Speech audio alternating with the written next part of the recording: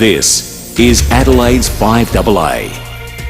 Partly cloudy today, 26 degrees. With the 6 o'clock news, good morning. I'm Graham Goodings. Chipped windscreen? Complete Windscreens can repair it from just $99. Look for the big red koala. Hamas says it will study a new ceasefire deal after talks in Paris. The US, Israel, Qatar and Egypt have agreed to a framework that proposes a 6-week ceasefire to exchange some Hamas hostages for Palestinian prisoners.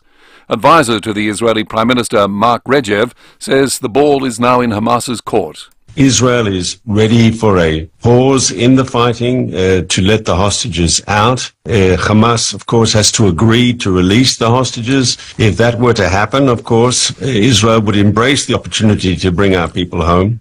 There are calls for the government to keep a closer eye on rising private health costs. As Gabriel Hodson reports, many patients go into hospital for a fully covered procedure but are later slugged for other unplanned costs. If you have private health insurance, get ready for hip pocket pain. The SMH says out-of-pocket payments for some procedures have risen as much as 300% in 5 years. Stats collected from insurers show median gap fees for hip replacements have risen 35%, costing private patients $905. For a knee replacement, it's a gap of $813, and a prostate biopsy $672. Private patients account for 60% of all elective surgery, and umbrella bodies say the billing system needs a revamp. They fear that while a procedure may be covered, some patients are still slugged for associated blood tests, x-rays and fees for anaesthetist's assistance and even the booking itself. Animal welfare groups are calling for all livestock on board a ship anchored off Perth's coast to be offloaded immediately. The MV Bahija was ordered to return to Australia due to rising tensions in the Red Sea. Ben Caves from the RSPCA says the trips caused unnecessary stress. The sheep and cattle have been on board that ship now for almost a month, 25 days, standing in their own waste through that time. And we think we've just got to be serious and get an end to that suffering, get them on land and dealt with here in WA in a humane fashion. Former Pakistani Prime Minister Imran Khan has been convicted of leaking official state secrets. The imprisoned former cricket star is accused of sharing the contents of a secret communication at a rally in Islamabad. He's been sentenced to 10 years in jail. Now turning to FIVEAA Sport. Get immediate delivery on Mitsubishi Triton from Agostino Mitsubishi Nailsworth and their brand new dealership at Mawson Lakes. And good morning, Tom Wren. Thank you, Graham. A sparse crowd of fewer than 30,000 is expected at the MCG on Friday for the first one-dayer between Australia and the West Indies. Just half of the Aussies World Cup winning side will be playing, and Windy star Shamar Joseph has flown home due to his foot injury.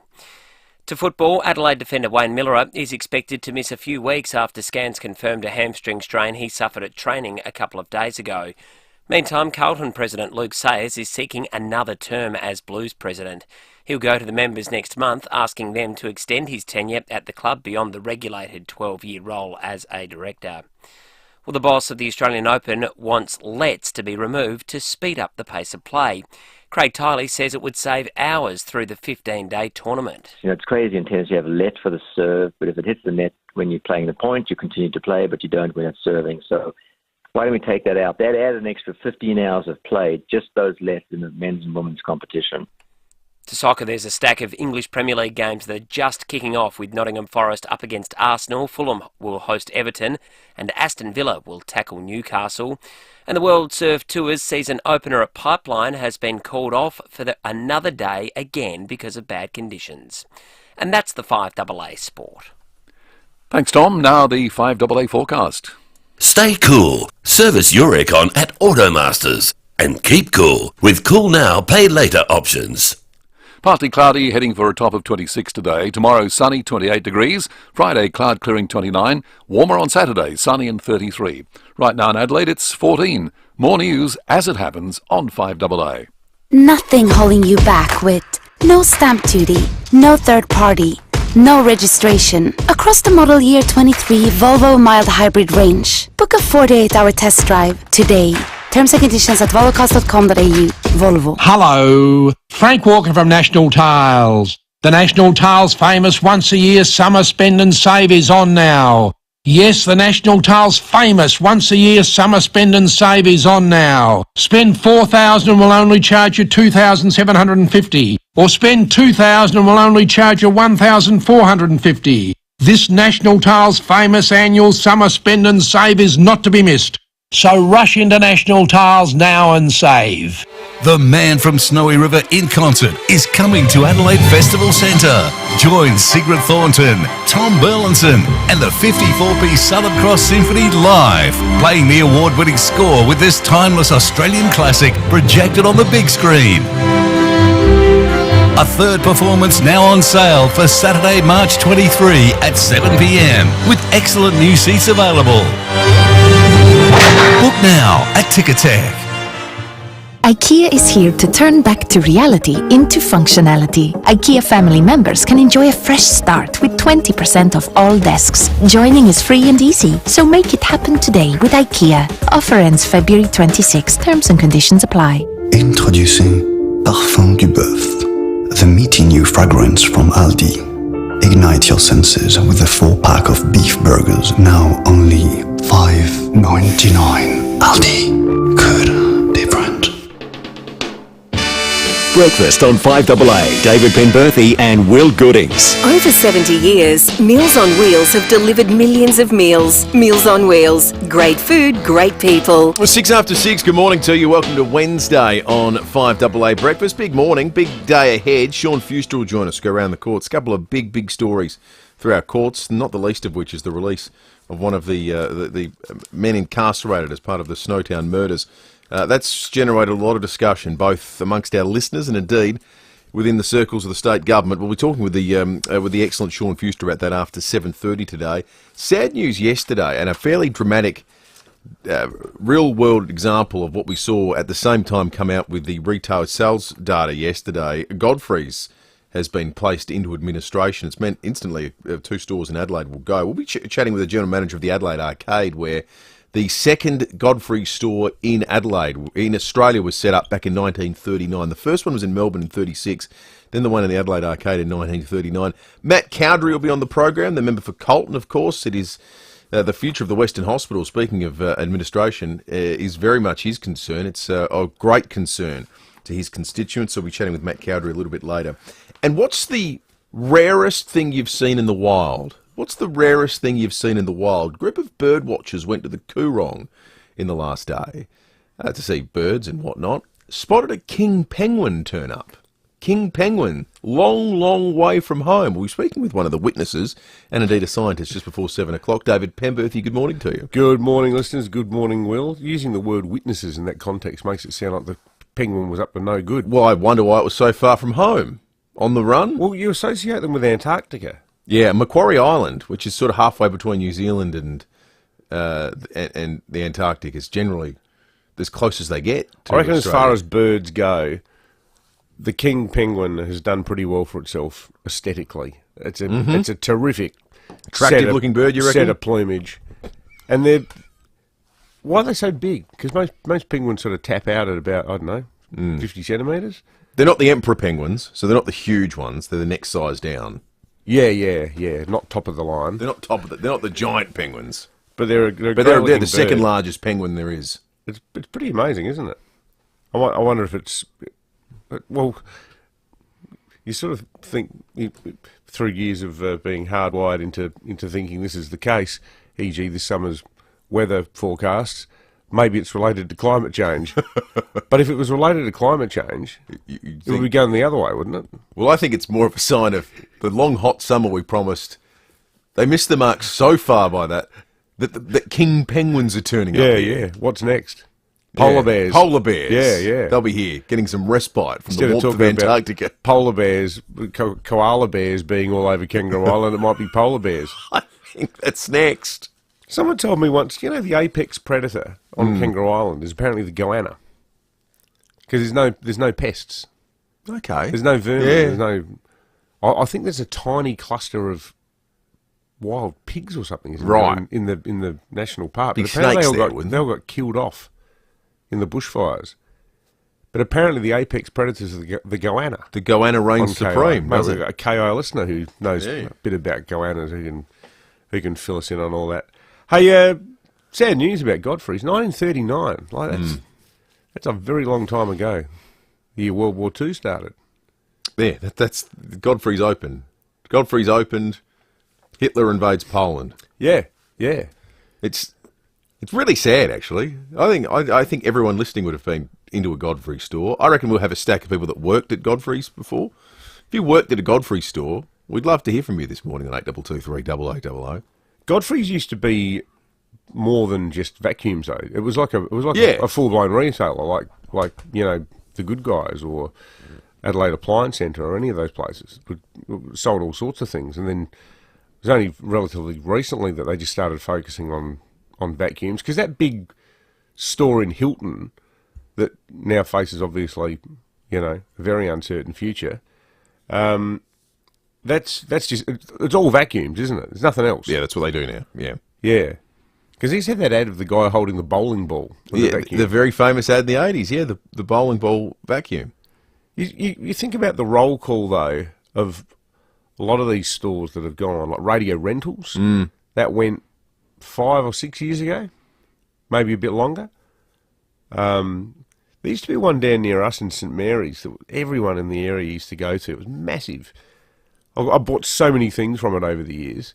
Keith Bowden Electrical. To some extent, they've been squeezed out by new players, haven't they? Like JB Hi-Fi or the Good Guys or people that do that kind of stuff. The big players. Yeah, some of the big players have squeezed them out. I mean, Godfrey's was the big player for a while. I mean, there's a stack of stores across Australia and New Zealand. Yeah. Not exactly like it was a corner shop operation. But the data out yesterday, we had a lot of people around, I reckon, Black Friday last year that said, what cost of living crisis is there? There was a theory around then that has now 100% been borne out in the data. People spent more during Black Friday. People spent dramatically less around Christmas. Yeah. So down 2.7%, to put it in a historical context. It's the biggest drop-off since... Well, there's 2 data points in the last 24 years. Do you know what they are? That experienced a similar drop. There's 2 points in the last 24 years. Is one the GFC? No, one is not the GFC. But you're close with those letters. One's the introduction of the GST. Oh, the GST. The first... Well, people just stopped buying stuff. Yeah, people got spooked. Yeah. The GST. The second, when you couldn't go to the shops. COVID. Yeah, right. They're the only 2 points we've seen a drop-off this dramatic in terms of retail spending. That's staggering. What does that mean for rates now? Well, it means the Reserve Bank's going to have to have a pretty good hard look at what it does, because if you go any further, you're killing retail. Yeah, totally. Retailers are now saying they're in a retail recession. There's just less money people are willing to spend. I must admit, and I'd love to know what our listeners think, I went to my local supermarket the other day. You could have fired a cannon down the aisles, and admittedly it was mid-afternoon. But normally you get to the counter and there'll be 2 or 3 people at least waiting in line, and every aisle's got one person in it, but there's nobody there. So the specific areas where people stop spending, household goods retailing, so that'd be white goods and whatnot, was down 8.5%. That's a huge number. Steep declines too in spending on clothing, footwear and personal accessories. Yeah, right. How much of this, I mean, you mentioned COVID before, though. Think about your own behaviour during COVID.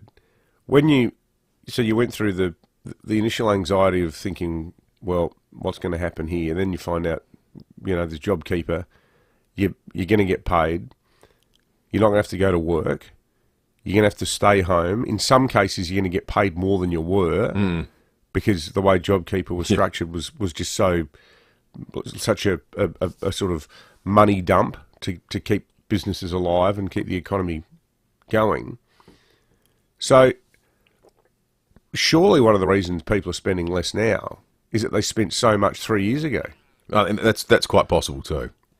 Well, that's why we have an inflation crisis, because the economy got flooded with cash. Like a lot of people, I did more stuff to the house during COVID than at any other time that I've lived there by a country mile. And now I look at things and go, I'm not doing that.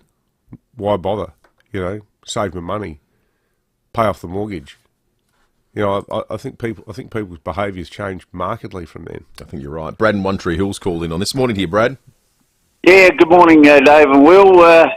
Yeah, you're right. Where you seem to go, there seems to be less and less people, and where I particularly notice, I go to the last bastion of male sanity is the local pub. Yeah. And you drop in and have a couple after work, and used to be all the boys there, but now the bar's pretty well empty, you know.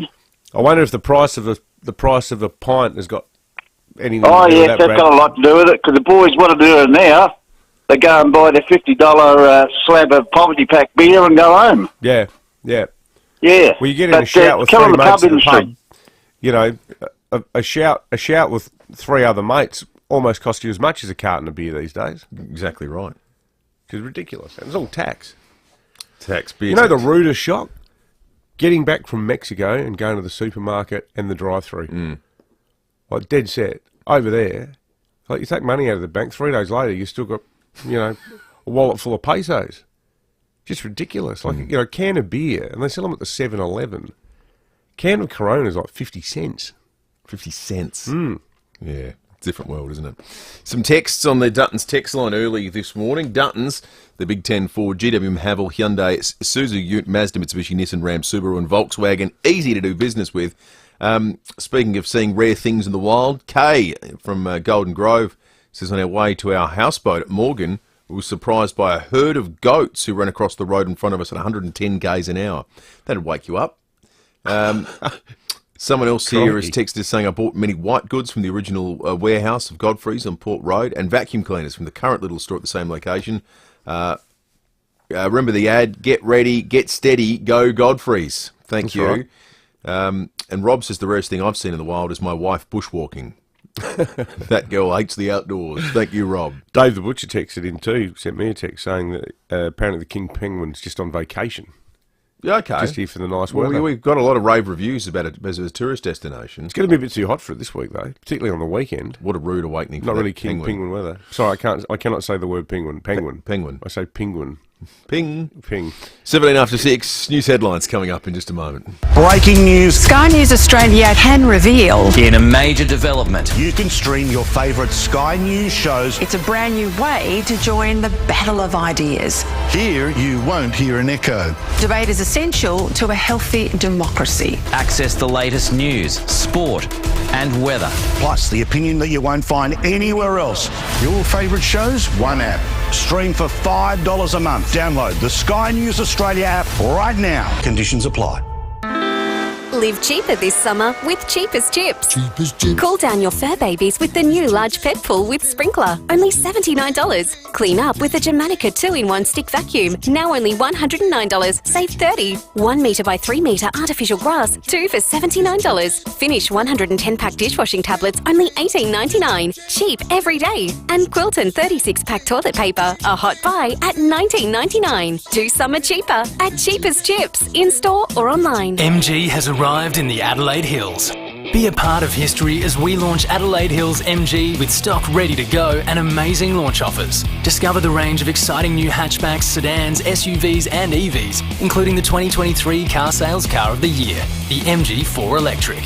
See them for yourself on the road less travelled at Adelaide Hills MG. Mount Barker Road, Bridgewater, MG's new home in the hills. Head to ahmgmotors.com.au for our launch offers. LMVD 325189. Getting off the couch, stepping out with new friends, hiking up a hill, or walking around the block. When you choose walking, every step is a victory. Because wherever you're going, walking wins. It doesn't matter how or when or where you do it, for a healthy mind, body and heart, walking wins. Discover more ways to win at walking with the Heart Foundation. Go to walking.org.au. 5AA Breakfast is streaming live right now. To watch, simply head to 5AA on Facebook or YouTube. Breakfast on 5AA. David Penberthy and Will Goodings. Over 70 years, Meals on Wheels have delivered millions of meals. Meals on Wheels. Great food, great people.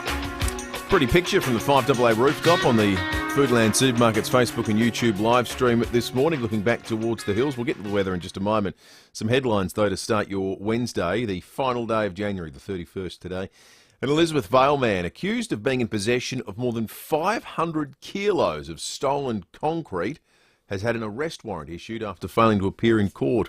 The 37-year-old was scheduled to appear in the Elizabeth Magistrates Court yesterday, but he didn't show up. More than 15 bags of stolen concrete were returned to a construction site in Manopara after his initial arrest in mid-November. It's a lot of concrete. I tell you what, though, that suggests to me that a life of crime is a hell of a lot of hard work and not really that financially rewarding. Because you think about it, 500 kilograms of stolen concrete, a 20-kilo bag of concrete at Mitre 10 costs less than $10. So he's had to carry 50 of these bags. It feels like... Yeah, it's a lot of hard work. And then he's got to sell them. He's got to find someone to sell them to, or maybe he's going to keep them himself. But is this guy aware of award rates in casual work at the moment? He could actually experiment with getting a real job. He'd get paid more. He'd probably have to work less. Yeah. Oh, for sure. You wouldn't be lugging, all that around on your own. There'd be a health and safety person there to keep an eye on things. Former Pakistani Prime Minister Imran Khan has been convicted of leaking official state secrets. The imprisoned former cricket star is accused of sharing the contents of a secret communication at a rally in Islamabad. He's been sentenced to 10 years jail. Oh, it's staggering, isn't it? He was president for a while, wasn't he? He was, yeah. Ages. Yeah. But it's so difficult to determine what's what in Pakistan politics. I mean, everyone gets thrown accusations of corruption. It seems if you're in office, invariably you're going to get jailed at some point in time. Yeah. Like that just seems to be part of what happens. Yeah, it's just the cut and thrust. Yeah, it's like here in Australia we just have royal commissions into what the previous government did. But here it's like, yeah, guess what? You're going to jail. How about this? South Australians aren't the best when it comes to dental health. A new study ranking the nation's states and territories has us amongst the least healthy. We're second only to bottom place Tassie for decayed, missing and filled teeth. That's according to the Institute of Health and Welfare. Well, that's not exactly a gong you want, is it? No, not exactly a feather in our cap. Worst teeth on the mainland. What about that? No one's putting that on a licence plate, are they? No, it wouldn't be good on it. I wonder what the explanation is. I would suspect it follows 100% the socioeconomic state of... Who's got the poorest suburbs? I'm guessing the richest places in Australia have the best dental care. Yeah, well, yeah. It's one of those Durr reports, isn't it? Yeah, I think so. Something to, expose the sort of, diabetes maps of Australia. Yeah. Whatever. Australia's toothless billionaires. Yeah. What's going on? Exactly. Don't miss the special spread in this weekend's Wish magazine.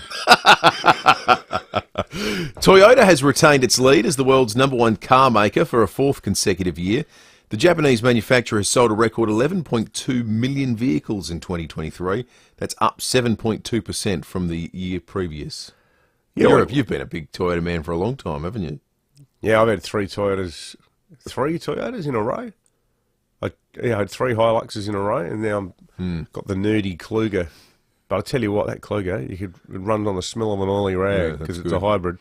Yeah, I think the thing with Toyota though, because my bus, my old van, clapped out van down at Aldinga, that is unstoppable. That car, it sits out there in the elements, in the salt air, and as long as you turn it on once a month, it's fine.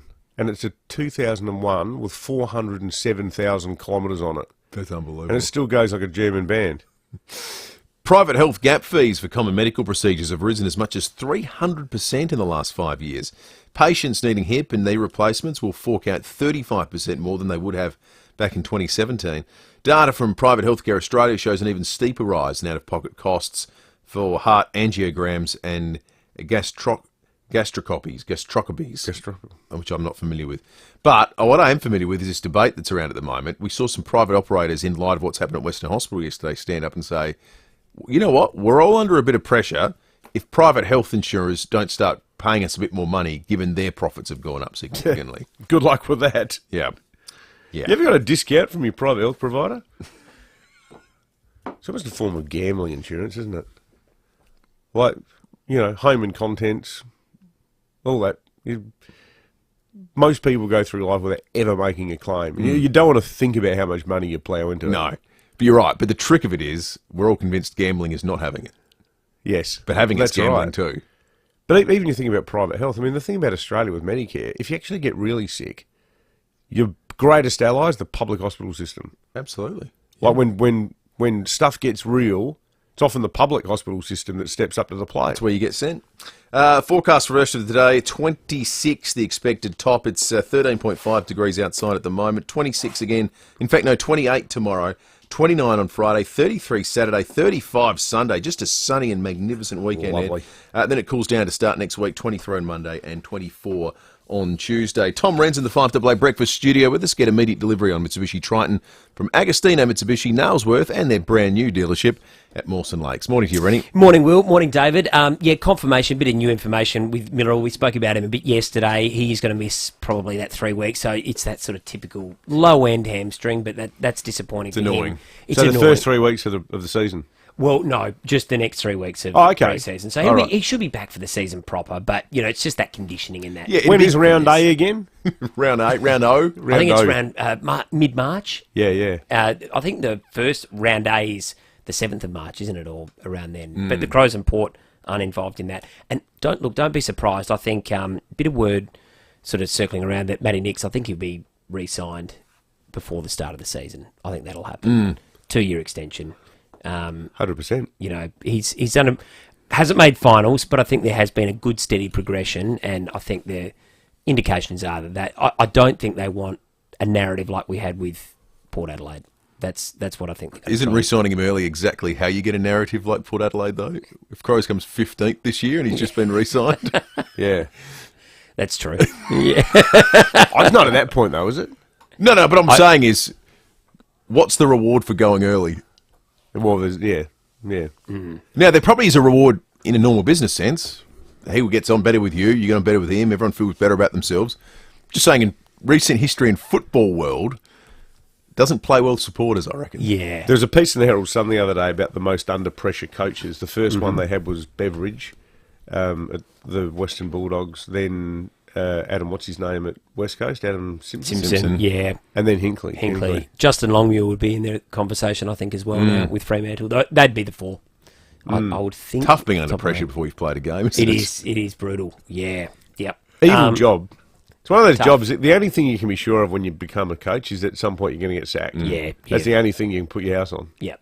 I think Mick Malthouse said it, didn't he? There's a bullet with your name on it. It's just a matter of when it sort of catches up with you. So, exactly. When do we find out about Treaders and Abbott? That voting closes, I reckon it's the 7th of Feb, so it's quite a drawn-out process. And I think it's the week, there's the AGM that's the week later, I think, at which they'll announce it. Picking the next Pope. Yeah, it takes some time. They'll send up the white smoke. Yeah, that's right, the black and white smoke. So that happened on the 25th. That happened on the 25th of January that opened, so about a week ago. And it goes for a good 2 weeks. So there's a lot of time for members to get active, if Port fans listening haven't done so yet and want to. Pretty simple process from what I understand. Sam Dado was showing, if you're a member, you just get the email and there's a link you click and then you're 2 clicks away from voting. It's not particularly onerous. Yeah, so it just happens. Yeah. As well, I just wanted to quickly touch on, Will, great to see him back yesterday. He's something of an enigma. Ben Simmons, first game back in almost 3 months, 18 minutes, so managed minutes, and they won easily, so they do that even more. But 10 points, 8 rebounds, 11 assists. Played really that's well. A really good game. Yeah. I just wonder, 27, is it finally the penny going to drop? Is it going to tick for him? Ben Simmons' problem is twofold. His back is stuffed. I think he's genuinely got chronic back issues, and that's just, anyone who's listening that's got back issues knows it's hard to do anything. Gardening, go for a walk. Playing an 82-game NBA schedule is probably nigh impossible. The other problem he's got is upstairs, and he's going to have to put together a long string of decent performances to show that he's got that part rectified, because something broke in a very sad way, and it got covered up by all the bling and the razzmatazz and some of the things he said publicly that made people... He turned people off, but I actually think it was kind of a sad story. He went from a bloke who had the world at his feet to someone who was just genuinely terrified to shoot the basketball. He didn't want to get fouled. He's terrified of going to the free throw line. So he had this guy running around out there, it dramatically culminated in the playoffs where he had, at a critical moment, an opportunity to lay it in, and he passed it out, and they lost a game, and he was pilloried for it. It was his final act at Philadelphia. I hope he gets back, and I hope his silly flirtation with the Boomers ends, and they all make a decision one way or the other. Yeah, exactly. But he's the most talented basketball we've ever produced. I still believe that to this day. He's the most talented guy we've ever produced, but talent's only part of the equation, isn't it? Exactly right. Spot on. Yeah. Got to be intriguing. He's still got time, but it's got to happen quick. Absolutely. Yeah, he does. Good on you, Rennie. Thanks, Will. Thanks, Pembo. Enjoy 10-year warranty and cap price servicing at Agostino Mitsubishi Nailsworth and the new Agostino Mitsubishi at Mawson Lakes. This is Adelaide's 5AA. Partly cloudy and 26 today with the 6:30 news. I'm Graham Goodings. From chips to replacements, make Complete Windscreens your insurer repairer of choice. CompleteWindscreens.com.au. The South Australian worker who became seriously ill after a mandatory COVID booster shot will have all his bills paid by the state government. Daniel Shepherd, a youth worker, won an appeal in the State Employment Tribunal after developing heart inflammation following a COVID booster. SA Health continues to enforce a mandatory COVID vaccination policy, despite a number of interstate jurisdictions removing the requirement. The Israeli Prime Minister says he won't withdraw his troops from Gaza or free hundreds of prisoners amid reports of a possible new ceasefire deal.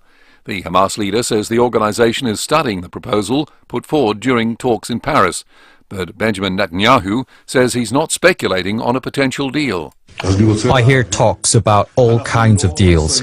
I would like to make it clear, we will not conclude this war without achieving all of our goals. This means eliminating Hamas, returning all of our hostages, and ensuring that Gaza never again constitutes a threat to Israel. Translation thanks to the BBC. Ongoing warnings about the harms of vaping falling on deaf ears. New data shows 90,000 adults took up the habit in the last 3 months. Border Force has seized almost 250,000 of the illegal e-cigarettes since an import ban came into effect. Elon Musk says one of his startups has carried out a transplant to put a chip into a human brain. US correspondent Jonathan Kersley reports. The billionaire Tesla founder says the patient is recovering well after the operation on Sunday US time.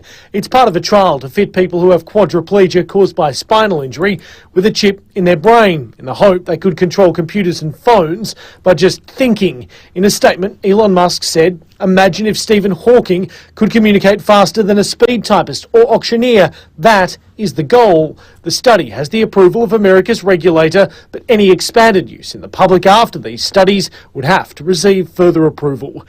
Toyota has retained its lead as the world's #1 car maker for a 4th consecutive year. The Japanese manufacturer has sold a record 11.2 million vehicles in 2023, up 7.2% from 2022. The installation of solar panels is keeping up with demand as the power source becomes more popular. Data shows rooftop systems were installed 11% faster in Australia last year.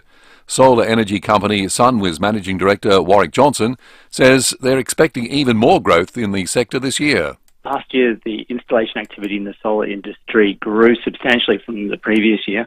It did fall just shy of being a record year for rooftop solar installations, but there is still some solid growth coming, and we expect next year to even go further. Now turning to 5AA Sport. Enjoy 10-year warranty and capped price servicing at Agostino Mitsubishi Nailsworth and the new Agostino Mitsubishi Mawson Lakes. Here's Tom Wren. Thank you, Graham. Let's start with soccer, and the Socceroos will play against South Korea in the quarterfinals of the Asian Cup after they just scraped past Saudi Arabia in a tense penalty shootout. The Koreans scored their equaliser deep into stoppage time before holding out their opponents on penalties. The quarterfinal clash against South Korea will be played early Saturday morning, our time. Meantime, English Premier League action's on again for another morning. It's early on with Nottingham Forest and Arsenal locked at 0-0 after about half hour. But it's been a frantic start in the match between Luton and Brighton, with the home side scoring twice inside the opening 3 minutes. It's just time to take a bit of a breath, isn't it? Or is it? Lokonga. Oh, Bene, goalkeeper has come! Oh, Bene's in! And Luton are 2 to the good! Barely 2 minutes played! The spirit of this place! They are flying like they've never flown! Amazing stuff. Audio there thanks to Optus. Luton still leading 2-0 after the opening 15 minutes, while it's 0-0 between Fulham and Everton. To basketball, Aussie Ben Simmons has made an impressive return in his first game in almost 3 months for the Brooklyn Nets. The 27-year-old had 10 points, 8 rebounds and 11 assists from only 18 minutes as his side smashed the Utah Jazz 147-114. Simmons says it felt good to be back playing. I think just let the game come to me. I try not to force it too much and just read it. I think a lot of things for me, I let things develop, throughout the course of the game. One thing I learned is just patience. And Australia's women's cricket side has taken a 4-2 lead in the multi-format series against South Africa, following a 5-wicket victory in the third T20 in Hobart. And that's the 5AA Sport. Now the 5AA forecast. Stay cool. Service your aircon at Automasters. And keep cool with Cool Now, Pay Later options.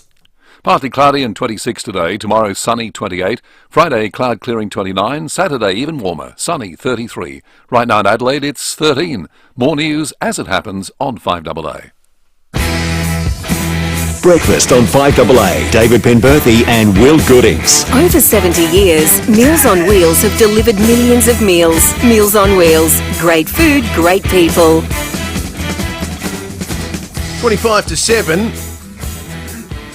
What's the strangest thing you've ever spotted in the wild? We're going to be chatting with a representative from a group of bird watchers who went to the Coorong. A lot of bird life, a lot of great things to see.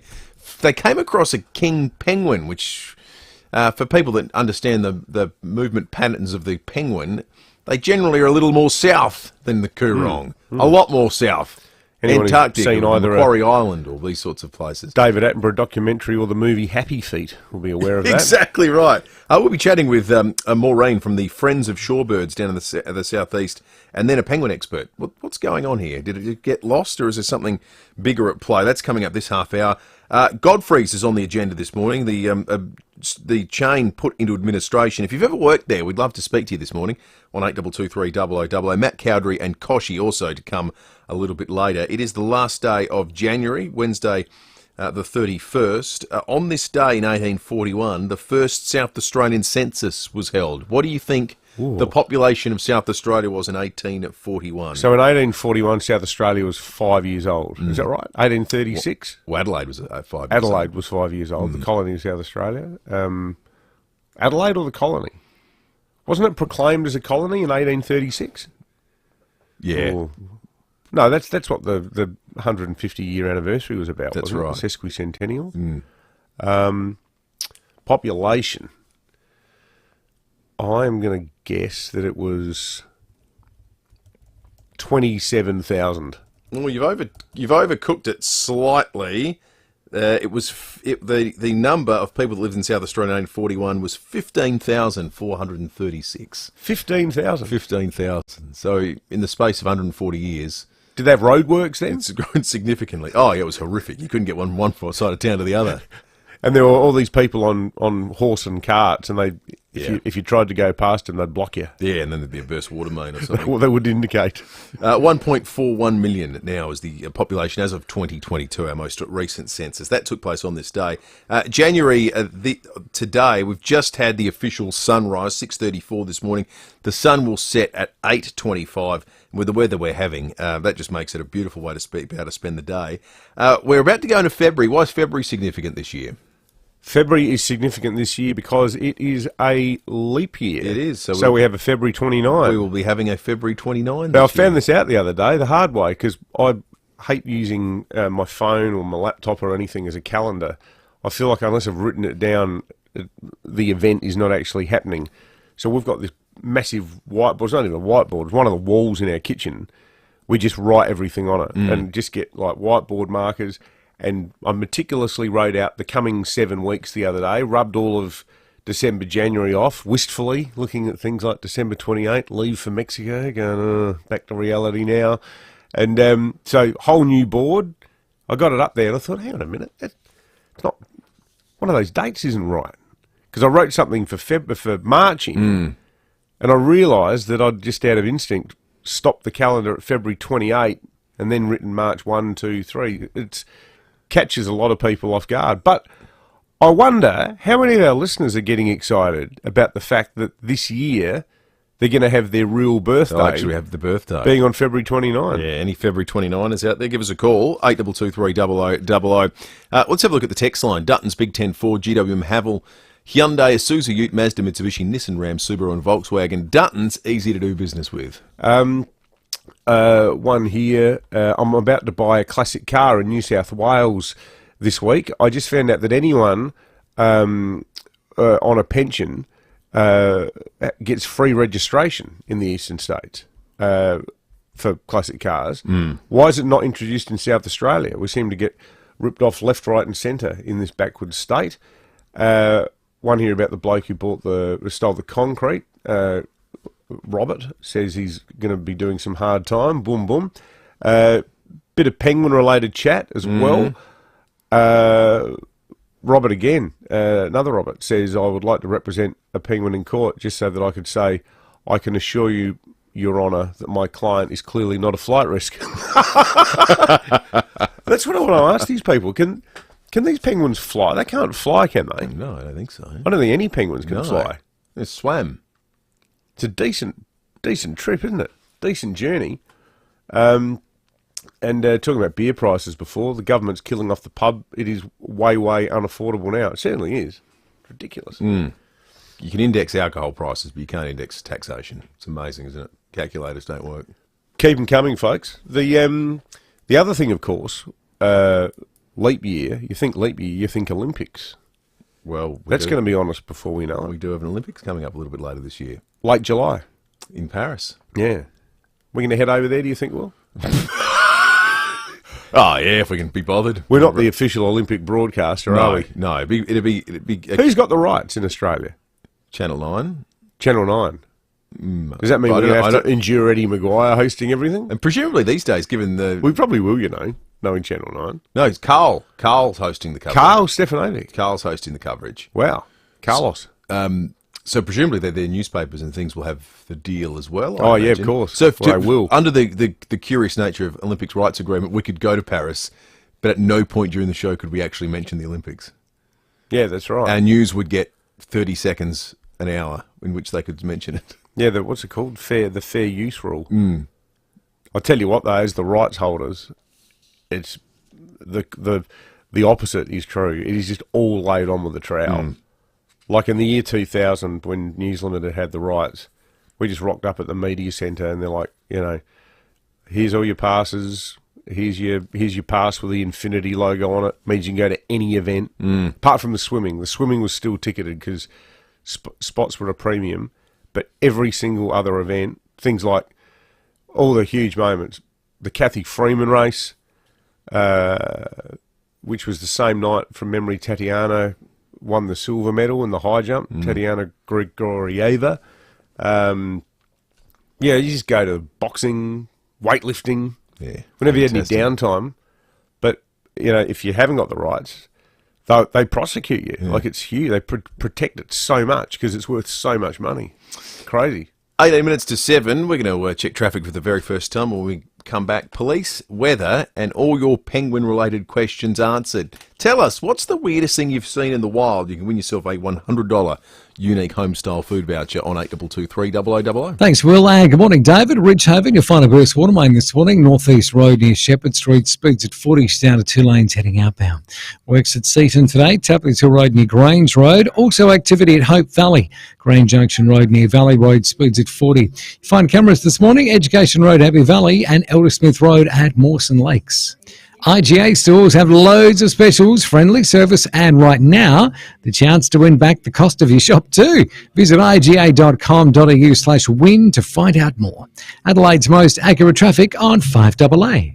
Is your bloated belly making you feel fat and miserable? Introducing new Caruso's Bloaties. Caruso's Bloaties contains peppermint and ginger, which are traditionally used in Western herbal medicine to relieve belly bloating, plus digestive enzymes to help your body digest lactose and fat. So if you're fed up with your bloated belly making you feel fat and miserable, try Caruso's Bloaties today. Caruso's Bloaties is available from leading pharmacies and health stores. Always read the label and follow the directions for use. Steinborner Automotive has always been well worth the trip, and now there's Barossa Mazda, Murray Street, Nooriapa. SA's newest Mazda dealership is opening soon. For 40 years, Steinborner has provided South Australians with outstanding customer service, exceptional value, and a large selection of new, used, and demo vehicles. The Steinborner story continues with the opening of their new state-of-the-art Mazda dealership in Barossa Valley. Barossa Mazda. It's well worth the trip. barossamazda.com.au.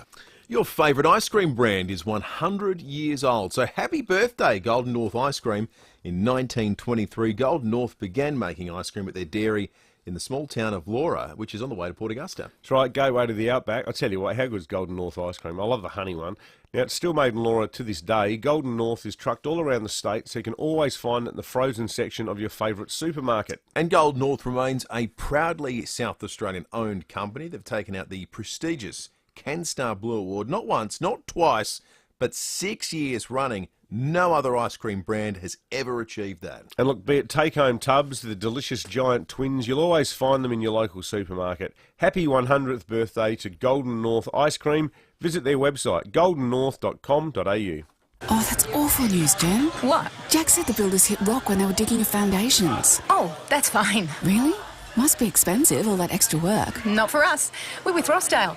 Their absolute fixed price contract guarantees no builder variations. So only we can change the price. Seriously? That's amazing. Yeah. That's why we chose them. No stress and only nice surprises. Nothing's as strong as Rossdale Homes' absolute fixed price contract. Rossdale Homes, because trust is a must. T's and C's apply. Breakfast on 5AA. David Penberthy and Will Goodings. Over 70 years, Meals on Wheels have delivered millions of meals. Meals on Wheels. Great food, great people. 15 to 7. Why did we see a king penguin in the Coorong? We're going to find out in about 10 minutes' time. First, let's talk about the weather. Simon Timke at the Bureau joins us. It's not because of the weather this week, Simon, is it? I don't think so. I think it might be a little bit warm for that penguin down that way. We won't it? I would have thought. Maybe the fishing's good down that way, though. Yeah, Maybe that's that what makes sense. attracted him. Well, apparently it is because of the high level of the Murray and the fact that you're getting more fresh water going into the sea, which is what the fish love because it brings in all the new plant life and everything else. Maybe that's it. Maybe that's what it is. Yeah. It's interesting actually because looking on the satellite picture, you can see an area sort of to the southeast of Kangaroo Island there where the sea surface temperature is quite a bit lower. So there's an area of very cold water there, and I think cold water generally attracts more fish too. So maybe it felt the cold water and thought, I'm in the Antarctic. Yeah, I feel like I'm not home. bad. Yeah. Well, it's not going to feel like that over the next few days, particularly on the weekend, Simon. Exactly, yeah, it is getting warmer. We're expecting 26 degrees today, a day pretty similar to yesterday. We got to 26 yesterday. A little bit of cloud around during the morning, particularly around the hills, but I think plenty of sunshine from late morning and through the afternoon. The winds south to southeasterly, not too strong at the moment, but we'll see them freshen up again with sea breezes during the afternoon and perhaps get pretty fresh to strong near the coast. Temperatures, as I said, 26 today for the city, around the suburbs, 27 for Elizabeth, 25 for Glenelg, 24 for Noarlunga and 22 degrees for Mount Barker. Similar couple of days on the way for Thursday and Friday. A bit of morning cloud, but sunny during the afternoon. Fresh sea breezes each afternoon. 28 degrees the maximum for Thursday, 29 for Friday, and then it is getting a bit hotter over the weekend. Sunny days again. Sunny generally with light winds, and the sea breeze is not so strong on Saturday, so not such a windy day. 33 degrees, up to 35 on Sunday, but it will get a bit windier, staying sunny, but there's a change moving across, I think probably early afternoon, so we'll have northeast to northwesterly winds freshening up a little bit during the morning ahead of that change, and then fresh and gusty southwesterly winds coming in behind the change. So conditions cooling down later in the day, but a bit hot ahead of that change, guys. Good stuff, Simon. Thanks, Thank you. Simon Timke at the Weather Bureau. Let's head to Sapole. Senior Constable David Backus is on the line. David, a drug driver was caught at Mount Barker. Yeah, that's correct. Yeah, about 7:30 last night, police stopped a silver Mercedes-Benz on Alexandrina Road at Mount Barker for a mobile driver test. The driver was submitted to a drug test which provided a positive result for methamphetamine. Checks showed that the male was also suspended from driving. Police then searched the car and they've located an ice pipe and a knife. So that driver, a 31-year-old man from Cairmantu, he was reported for driving whilst being suspended, drug driving and possessing a prohibited weapon. His vehicle was impounded for 28 days and he was issued a 3-month immediate loss of licence. Geez, you think a town as small as Cairmantu, everybody would know exactly who the bloke is too. Hey, David, also not far away from Mount Barker, this time not a drug driver but a drink driver has been caught in Murray Bridge. Yeah, that's correct. Yeah, so that was about 10 p.m. last night. The patrol saw a Mitsubishi Lancer fail to give way at the intersection of Eleanor Terrace and Thomas Street. They then stopped that car and the female driver was given a breath test, and that recorded a positive result of 0.144, which is almost 3 times the legal limit. So the woman, a 29-year-old from Murray Bridge, she was reported for failing to give way and drink driving, and her vehicle was defected and impounded. She'll receive a 6-month instant loss of licence too, so bad night for her. Yeah, absolutely. Good stuff. Thank you, David. Senior Constable David Backus from SAPOL. Maureen Christie is the Secretary of the Friends of Shorebirds SE, the group responsible for spotting the very out-of-place king penguin down at the Coorong. Maureen, good morning to you. Oh, well, good morning. How are you? Very well. This must have been quite a shock discovery. Well, it was very exciting. We were actually there doing a survey. I suppose, isn't it funny, everybody describes us as being bird watchers. But well, that's the side thing we do, but we're actually doing a scientific survey on the beach. And we'd finished and we were on our way home, and to have this king penguin walk up out of the sea to say hello to us was just surreal. Well, when you say hello, we're looking at it right now on the Foodland Supermarkets Facebook and YouTube live stream. It came right up to you, didn't it? It looked very unafraid. Yes, I think the video you might have, I saw a video on the internet, and that was a fisherman. Right. Yeah, I think his video, because I could see a fishing line in it. Oh, yeah, right. And so, yes, well, I suppose the thing is that they've never seen people. Yeah, because they wouldn't see anywhere they normally live, would they? No, and so they'd be quite unafraid and curious. It came up there, and this of course raises an issue for them, because when they approach you, it's very difficult to keep a proper distance away. So that it is important to give them their space. I suppose I have big concerns. There was a king penguin. We've had 3 that I know of along the southeast coast. There was one in 2004 at Port Macdonald, and it was overwhelmed by people.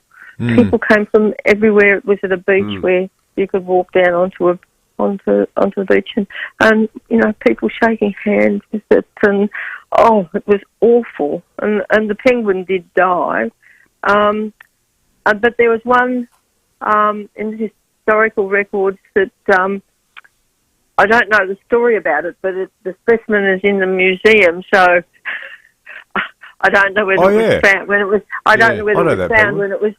I don't know whether it was found when it was alive or whether it was already dead. In 1987, near the inlet, the outlet to Lake Bonny, which is quite a bit further south than where we saw the king penguin in the Coorong, but probably, I don't know. So did it stick around, Maureen, or did it come out of the surf and then wander back in and swim off? What happened? No, it came up to us, and we probably watched it for half an hour, and we were very concerned about it, and tried to encourage it back into the water, but no, I don't know whether it's come ashore to molt, because when they molt, they have to stay ashore the whole time because they're no longer waterproof. Yeah. So I don't know. Well, we might be able to get some answers, Maureen, because we've got Arisha Silverlake, a PhD student at Flinders University on the line also, who's been listening to this conversation. Arisha, good morning to you. Maureen just detailed how rare these sightings are, 3 in the last near 40 years. What do you think's going on here? What led to this penguin getting to South Australian shores? Hi, everyone. Well, yeah, it's actually quite a weird scenario happening here. So penguins are known to migrate thousands of kilometres. However, if this was part of the migration, you might think that we would have a lot more sightings than just the few that we have had. So sometimes penguins can get disoriented in the water, so that is a possibility, or there could be different ocean currents. Because this one had quite a good body condition, it is possible that it was following some prey sources as well. So there could be a whole lot of things going on as to why it ended up on our shores. From what Maureen was saying, though, Arisha, it sounds like they might, when they end up in a place that they're not familiar with, that's got a lot of people, could they also get exposed to predators? I mean, they wouldn't know what to do.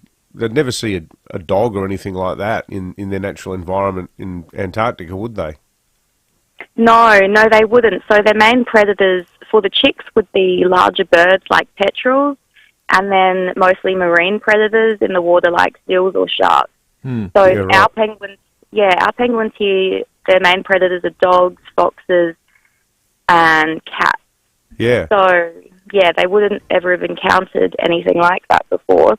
So it is a little concerning, I guess, that they will be faced with predators potentially that they don't know how to respond to. So you study the fairy penguins that we get here in South Australia closely, I understand, Arisha. What's the difference between them and the king penguin that we saw? Obviously, the size is quite an obvious difference, but behaviourally, what sort of distinguishes the two types of penguin? Oh, well, I'm not too sure on king penguins, but just even in their ecology, so king penguins are much more of a cold climate penguin, whereas the ones here, they're used to higher temperatures, and also just the size means that they would behave differently. So little penguins, because they're so small, they would be a lot more wary of larger animals, such as humans, even if they hadn't seen them before, most likely. Whereas king penguins, they're larger, and they might be a bit more bold towards larger predators. Hey, while we're chatting to you, Arisha, I can remember years ago, not that long ago, there was a story about the penguin population on Granite Island down near Victor Harbour being under a lot of pressure, I think to the point of almost disappearing. Do you have any intel on what the status of things are down there, penguin-wise? Yes, so that's actually what my PhD project is on. Oh, right.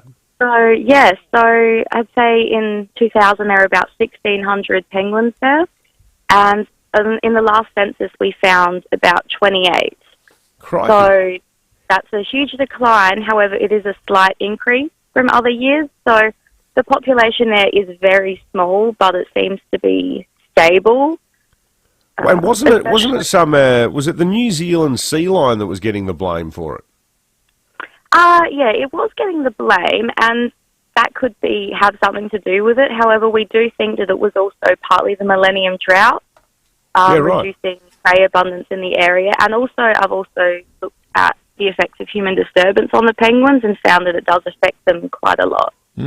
Yeah, right. What was there too much tourism and build up of just human activity down there, do you think? Yeah, they do get disturbed by people quite often, so that just means that they have to expend more energy being vigilant towards them, and also it can interfere with them coming home to feed their chicks. Yeah, right. Well, there you go. 2 stories for the price of 1. Excellent. Great. Bit of an update on Granite Island and the enduring mystery of the southeast king penguin. Arisha, thank you. Arisha Silverlake, who is a PhD student at Flinders University, and Maureen Christie, the secretary of the Friends of Shorebirds in the southeast, who happened upon this discovery. If not for their keen eye and understanding of the native bird life, may have gone unnoticed and undiscovered. I can see myself in later life getting massively into bird watching. I can see you getting... I was really into it as a kid, and often down Aldinga when I get up early and often to go down the beach and like setting up the van for the day for the kids or whatever. You see a lot of older people down there, clearly a lot of retirees who are looking after the hooded plover nests. Our old producer Andy, his parents are involved. Are they? With that, yeah, Port Wollonga.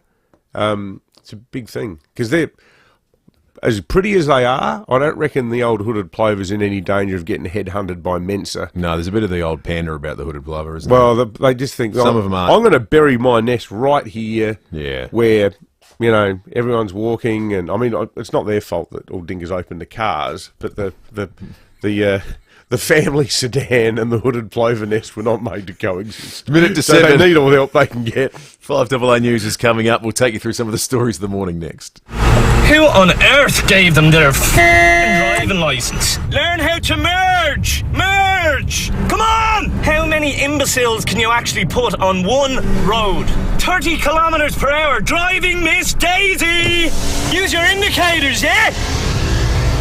Bloody hell. Beat the heat. Keep cool with Fix Now, Pay Later options available.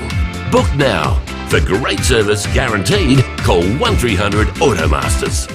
Respiratory syncytial virus, or RSV, is a contagious virus causing respiratory illness in older adults and death among the frail elderly. While vaccines to fight the disease have been approved overseas, Fusion Clinical Research is holding a trial in Adelaide to find a remedy for Australia. If you're between 60 and 85 and interested in participating, go to fusiontrials.com.au. You'll be reimbursed for your time helping Australia's elderly into the future. That's fusiontrials.com.au. 30 kilometres per hour driving Miss Daisy! Use your indicators, yeah? Keep your cool in traffic with ice cold aircon from Automasters. Fix Now, Pay Later options available. Call 1300 Automasters. Online, on DAB Digital Radio and on 1395 AM. Talking Adelaide. This is Adelaide's 5AA. Partly cloudy and 26 today with the 7 o'clock news. Good morning, I'm Graham Goodings. Chipped windscreen? Complete Windscreens can repair it from just $99. Look for the big red koala.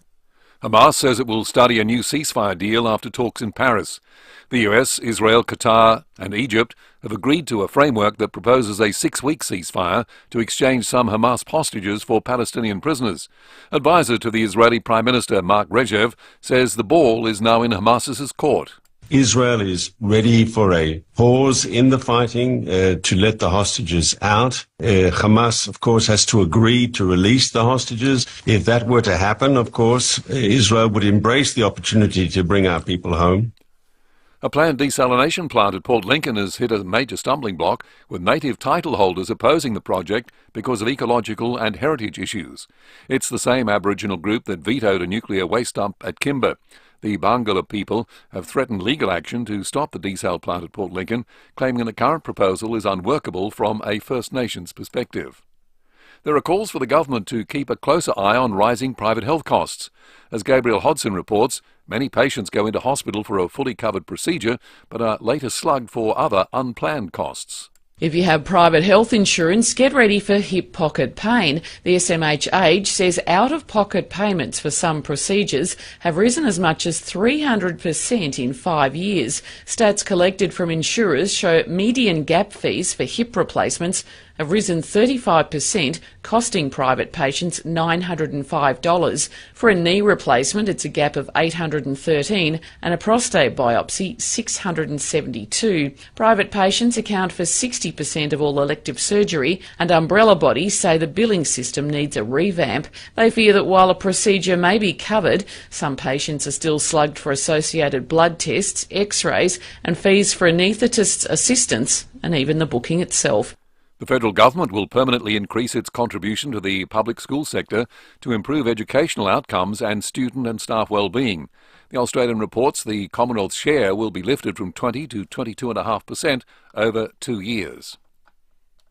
And UK researchers have confirmed a link between Alzheimer's and widely used hormone treatment for children prescribed in the 60s, 70s and 80s. Now turning to 5AA Sport. Get immediate delivery on Mitsubishi Triton from Agostino Mitsubishi Nailsworth and their brand new dealership at Mawson Lakes. And here's Tom Wren. Thank you, Graham. Confirmation from the Crows. Wayne Miller will miss the next few weeks with a hamstring injury. The 26-year-old suffered the strain at training on Monday. Well, the Socceroos will play against South Korea in the quarter-finals of the Asian Cup following a dramatic penalty shootout this morning. Saudi Arabia led the Reds 1-0 until the 99th minute, the match heading into extra time before going to penalties. And South Korea's players held their nerve, taking it out 4-2. It is a magnificent way to conclude a magnificent comeback. Hwang Hee-chan has once again brought joy to the Korea Republic fans in Qatar. They were gone, they were out, it was over, but no one told them.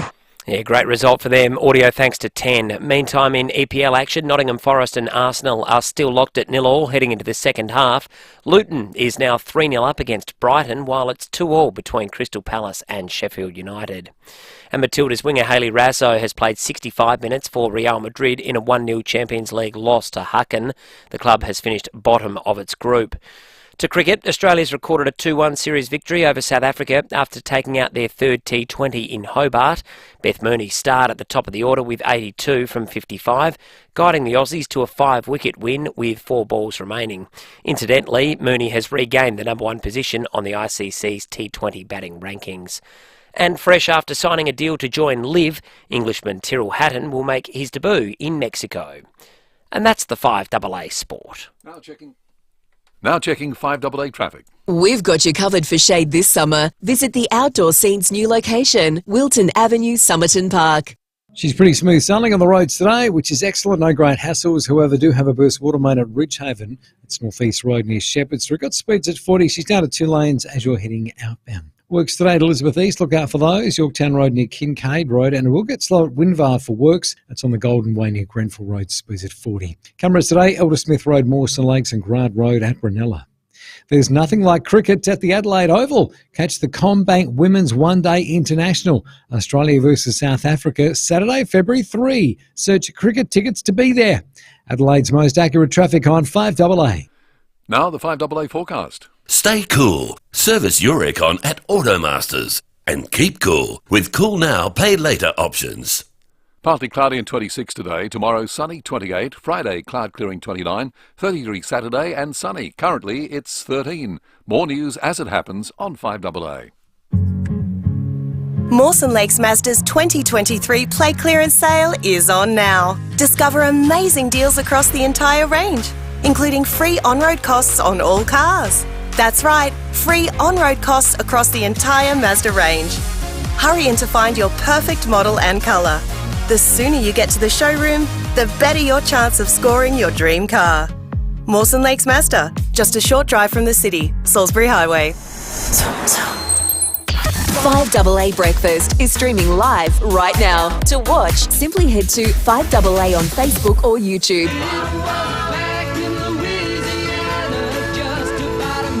Breakfast on 5AA. David Penberthy and Will Goodings. Over 70 years, Meals on Wheels have delivered millions of meals. Meals on Wheels. Great food, great people. 7 after 7, good morning to you. Last day of the first month of 2024. Plenty coming up for you this hour. Sean Fewster will join us. We'll go around the courts. We'll speak with the General Manager of the Adelaide Arcade about the history of Godfrey's, the chain, of course, yesterday rather dramatically entered administration. There'll be a whole load of jobs lost, heaps here in South Australia, unfortunately. Very sad retail story, actually.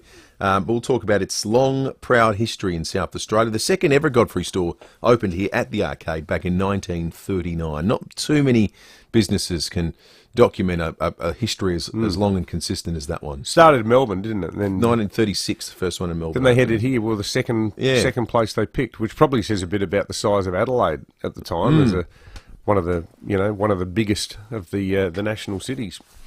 So we'll get into that a little bit later in the morning. Also, Koshi on a Wednesday, and Matt Cowdery will join us to get us across the latest with regard to the Western Hospital, speaking, unfortunately, of another institution that has entered administration. Let's jump into the news headlines on this Wednesday morning, starting with a story that I think is front of mind, certainly for parents as they return kids to school. And some good news on that front. The Australian Border Force have seized more than 13 tonnes of disposable vapes here in Adelaide. It's a dramatically large siege. It's a bit of a pointer to today's breaking at 8. Oh, is it? pictures on the news last night were unbelievable. Well, the amount number of stuff. of people who are doing it is off the charts, and I'm telegraphing my own punches here, but that is what will be documented in an hour. The latest figures out just blow your mind. So they introduced new rules on January 1 where it became illegal to import disposable single-use vapes. Yeah, right. 13 tonnes in the last 30 days. Here's Chris Waters from Australian Border Force. These vapes have an estimated street value of $4.5 million. Penalties could include anywhere from a fine to imprisonment, depending on the nature and the severity of the offence. No one's enforcing it. No one's been charged. Yeah. So, I mean, the cops can't do it. They've got better things to do with their time than run around with every tobacconist in Adelaide saying, show us the real stuff behind the counter. So, the black market exists and flourishes because it's just not being policed. The Health Minister federally, Mark Butler, has flagged that he's going to introduce some new tougher rules. Here he is speaking yesterday at this seizure. This is a product being marketed directly to children, teenagers and very young adults with one objective in mind, and that is to recruit a new generation to nicotine addiction. The Minister said also that he would introduce new laws to stop the sale and supply of non-prescription vapes and close the current loopholes that exist that allowed vape stores to open. They would also need to adhere to new standards, plain flavouring, prescribed nicotine levels and have pharmaceutical-style packaging.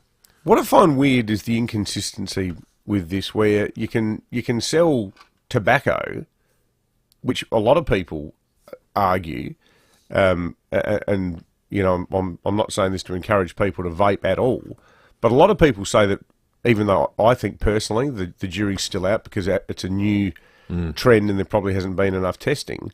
But like in Britain, weren't they paying people to start vaping instead to transition of smoking? from cigarettes to vapes? Yeah, so there's a lot of people who say it's less bad for you than smoking. I'm not going to say better, but less bad for you than smoking.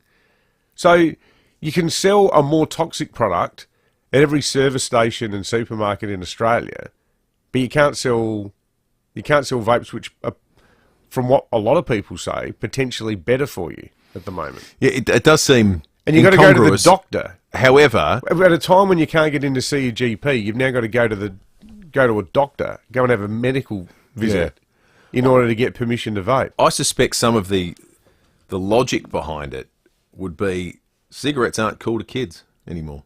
But vaping really is prohibitively expensive, unlike vapes. That's a great point. Here's Blair Boyer talking about vaping in schools. A lot of parents and kids think that they are safe, and they think that the nicotine-free vapes are safe. They're not, and almost all of them have traces of nicotine in them.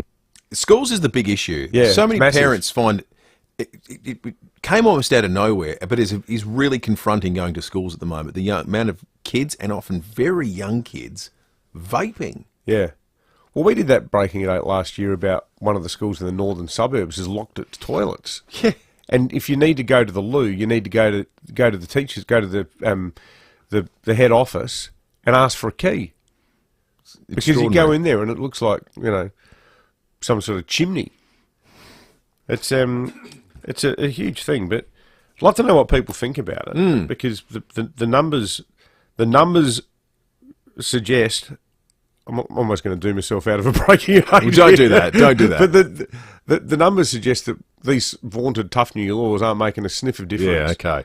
And that Interesting. both the rate of consumption and the rate of black market consumption is just off the charts. Do we have anyone who maybe someone who vapes who's listening that can say to us, well, they transitioned to it because they thought it was more healthy, or it is more healthy than cigarettes, or other people who have maybe got kids or grandkids in school that see this every day? You're concerned about vapes in the community because at least rhetorically the federal government is, and so is the state government, but whether their measures are having any impact, the jury is still very much out on those things. The entire world at the moment is warily awaiting the US response to 3 soldiers being killed in Jordan near the Syrian border, and there will be a response from the United States. The US President Joe Biden has spoken to reporters and said he's made a decision about what that response will be to the drone strike that killed 3 people. It injured many, many more than that. That's the other thing that goes under report is 40 or so people that got injured at this base. 3 were killed, though. Here is Joe Biden speaking to the media very briefly. I do hold them responsible in the sense that they're supplying the weapons to the people who did it. I don't think we need a wider war in the Middle East. That's not what I'm looking for. Which is what everyone's concerned about, because he's been unequivocal in saying that he holds Iran responsible for the attack. Of course, there's this tangled web of proxy forces that get supported by regimes in the Middle East that can go and do all manner of things, and you can say, well, hey, we didn't tell them to do that. I mean, they did it with all our weapons. They're acting alone. They do, and they believe all the same stuff we do, and now we have common enemies, but it wasn't us. Yeah. But the Tehran in Iran, where the government have said if you attack anything on Iranian soil, that is a declaration of war. So very quickly you can see how this could devolve into something significantly worse. But is Iran a nuclear power? Iran is a nuclear power, yeah. It is. It's got nukes. Well, actually, that's a good question. Or is it capable of producing They can them now? produce weapons-grade uranium. Yes.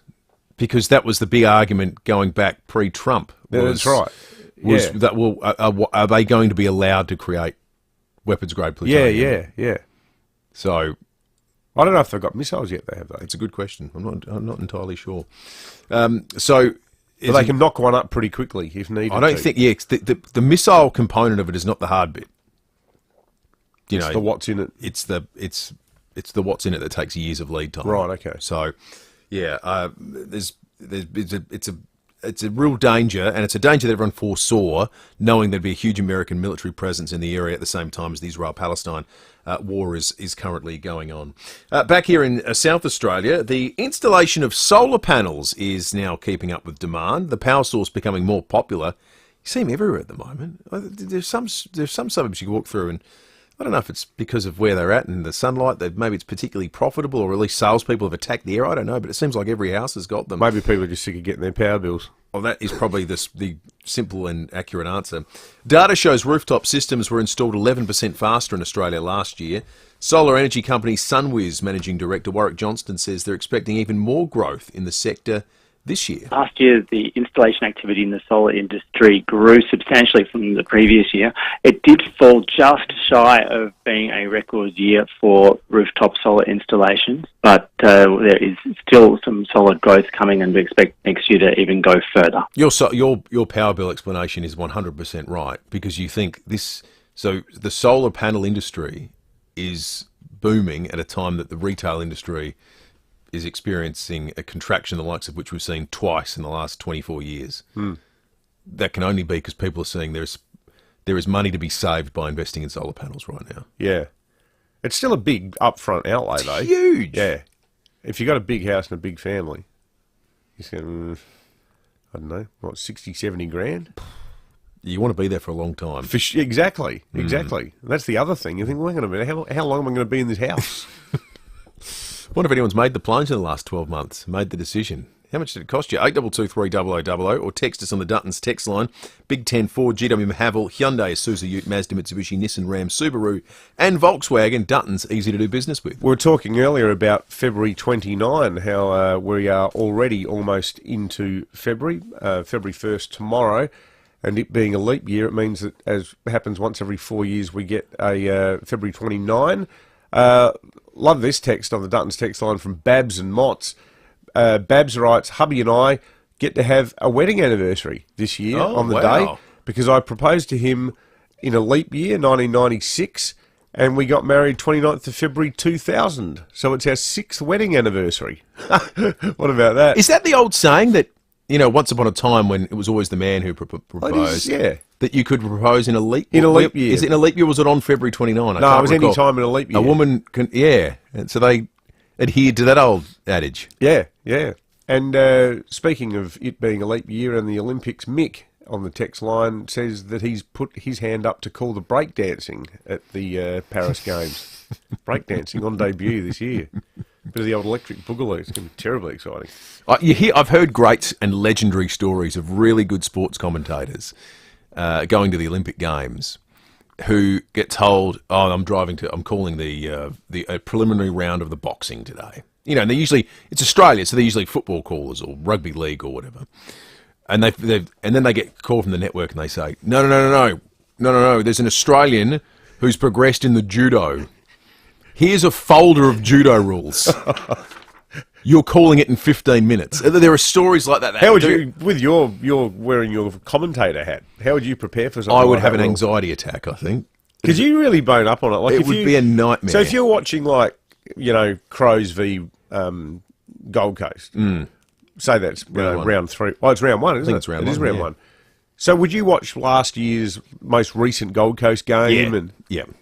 Yeah, right. Yeah, just to get some familiarity with the players a little bit that you don't see all the time. Especially some teams you see all the time, but some teams that aren't on prime time a lot. Yeah, just to reacquaint yourself with people and what they look like and how they move and what they do. I'll tell you what, with the Aussie rules being, not overly multicultural, you don't get tripped up on too many names. But imagine doing the judo. You get these people from Kazakhstan and there's tripwire everywhere. Yeah, that's right. Rules you don't understand, names you can't say. Yeah, exactly. Good luck. 19 after 7. Let's check traffic, and when we return, we'll reflect on the sports show last night. Then Sean Fewster is going to join us as we go around the courts. Thanks, Will. She's looking pretty rosy for the drive-in today, which is great. No dramas. However, do have a burst water main at Ridgehaven to look out for. Northeast Road near Shepherd Street. Speeds are down to 40. Got a lane closed. That's as you're heading outbound.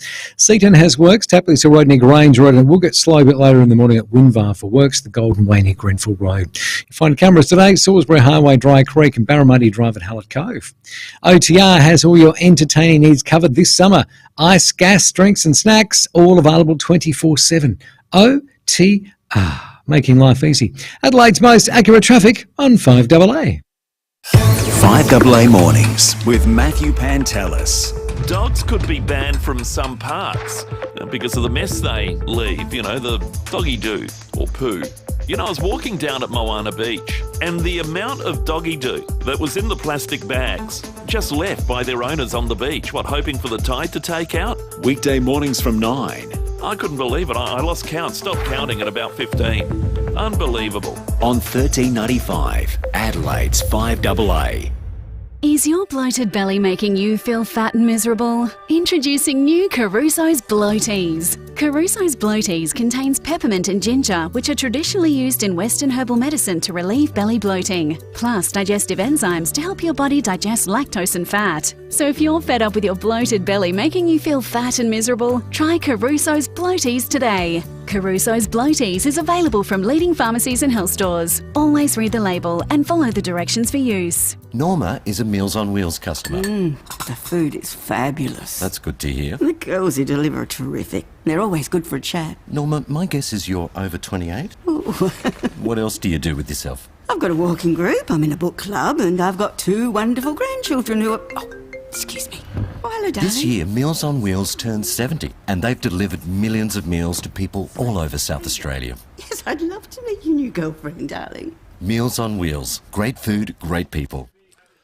Now, if you've been holding off on getting a roof restoration, well, now's the time to get in touch with SA's own Focus Home Improvements. The thing you'll love about Focus Home Improvements is that they only employ SA's finest tradespeople, so you are guaranteed to be in good hands. And the other thing that sets Focus Home Improvements apart is that they use quality Australian materials. You'll really appreciate that years from now. Plus, as a bonus for a limited time only, when you have a roof restoration, Focus Home Improvements will throw in up to 40 metres of free gutter guard, up to 40 metres. New roof, now's the time. Organise a free quote and take advantage of this limited offer. Visit focushomeimprovements.com.au.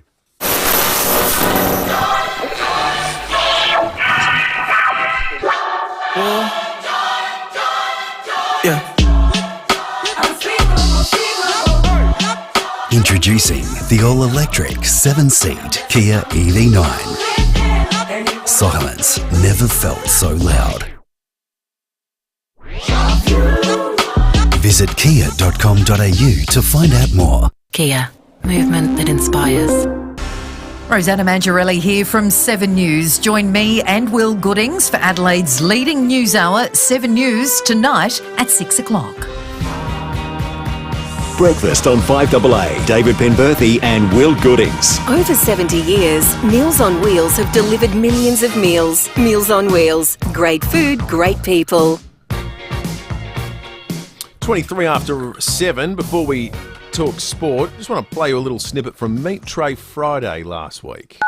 I'm actually retiring, and it's effective this Tuesday. It's my last work day. You're kidding. Congratulations to you, Dave. So, yeah, it's a bit of a, it's sort of an exciting thing, but I was sort of really going to miss the crew that I work with. Just the great guys. And Dave, wow. Good fun. Yeah, we were talking resignations last week for Meat Tray Friday, and Dave dropped the bombshell that he was pulling up stumps and retiring. Well, today, on his first day of retirement, Dave from South Brighton is on the line. Morning to you, Dave.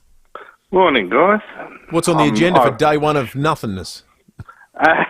Well, it's a regular Wednesday, mate. It's out in the bike ride with the mates. I think we're going up the Barossa somewhere today. Oh, because you're in a regular bike riding group, aren't you, Dave? Yeah. We do a Wednesday motorbike ride. I'm not into the Lycra stuff, and no, we'll do the ride up through the Barossa today, I think. And, beautiful. Just enjoy a good chat with mates. It was really weird though. Last night, my wife said to me, she said, "Oh, you don't seem really excited about retiring." And to be honest, I was just mentally drained. Yeah, I bet. You know, I just got home and I was really flat and, just mentally drained, trying to tidy up all the loose ends and stuff. So maybe, I don't know, with other people, does it take a couple of days to kick into reality or what? It's a good question. Do you find, maybe you talk about being mentally drained, Dave, does part of you wonder if you've made the right decision? Oh, I think that's whatever you do. I think there's always, little bits and pieces in your mind. Have I done the right thing? Have I bought the right thing? Whether you purchase a house or a car or anything, have I made that right decision? You'll never know. You just got to go with your gut feel, But it was just a very weird feeling, to get home last night and think, wow, okay, that's it after nearly 50 years. So. Do you have a big send-off at work? Nah, not really. We kept it pretty low key. I make enough noise around the place anyway, so we're pretty busy. So going to catch up with a couple of the guys a bit later on for more of a bit of a lunch. But no, we just had a nice lunch. And I know with your bike riding, you've already got a good circle of mates who sort of beyond work. Because I think part of the thing as a guy, I think women are often better at making friends throughout their life because maybe they're just more structured around it, but for a lot of men, your life can be your job, and then when your job ends, you find that you've got no sort of guaranteed human interaction. Yeah, I think with my job, obviously, one of the greatest things I've had is customer interaction. Like being a plumber, you go to people's houses, so you're in the intimate areas of their homes, you're talking with them about different things. As obviously, I'll ring you guys up enough, so obviously I'm not the quiet, shy type, but, it's just, I have a few different interests from different areas, so yeah, it's, plus there's always people that want their leak and tap sticks, Yeah, well, that's true. That is true. Oh, it's a great call, Dave. We wish you all the best in the adjustment, mate. It's lovely to talk to you on this on today. Have a great ride today. And thank you. You've asked a good question of our audience because there'll be a lot of people that have either retired recently or a long time retired that listen that might have some advice. You've got any retirement advice for Dave?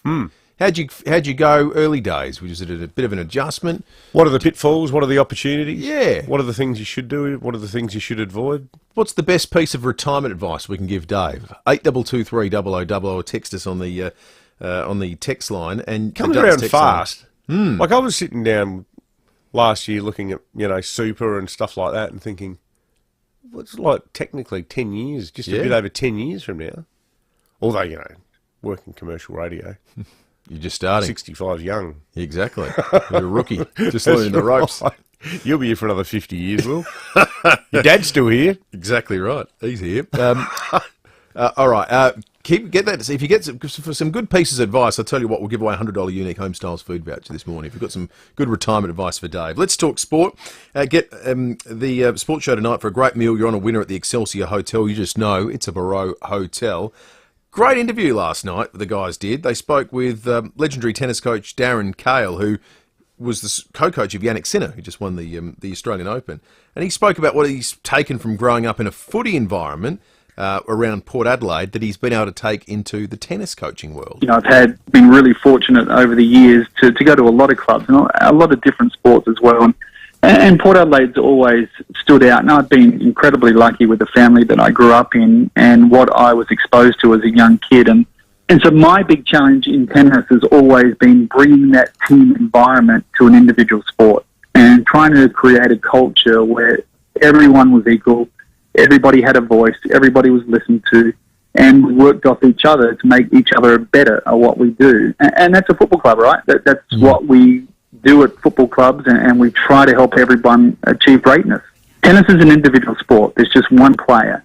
So a lot of the time you can have levels of importance, as you know, the coach might be more important than the fitness coach or the physio or the manager or whatever it may be. So my big thing always with my coaching is to make sure that the communication between everyone in our group is on an even playing field, and we listen to each other and we respect each other. Well, his results speak for themselves. It's coming up to 7:30. Three Grand Slam winners he's coached. Yeah, It's extraordinary. Unbelievable. I wonder if he'd ever transfer over to footy coaching, given his pedigree. Yeah, maybe. As he says, though, it's different kettle of fish, one person versus a team of them. Yeah. 5AA News is coming up. We're going to go around the courts with Sean Fewster next.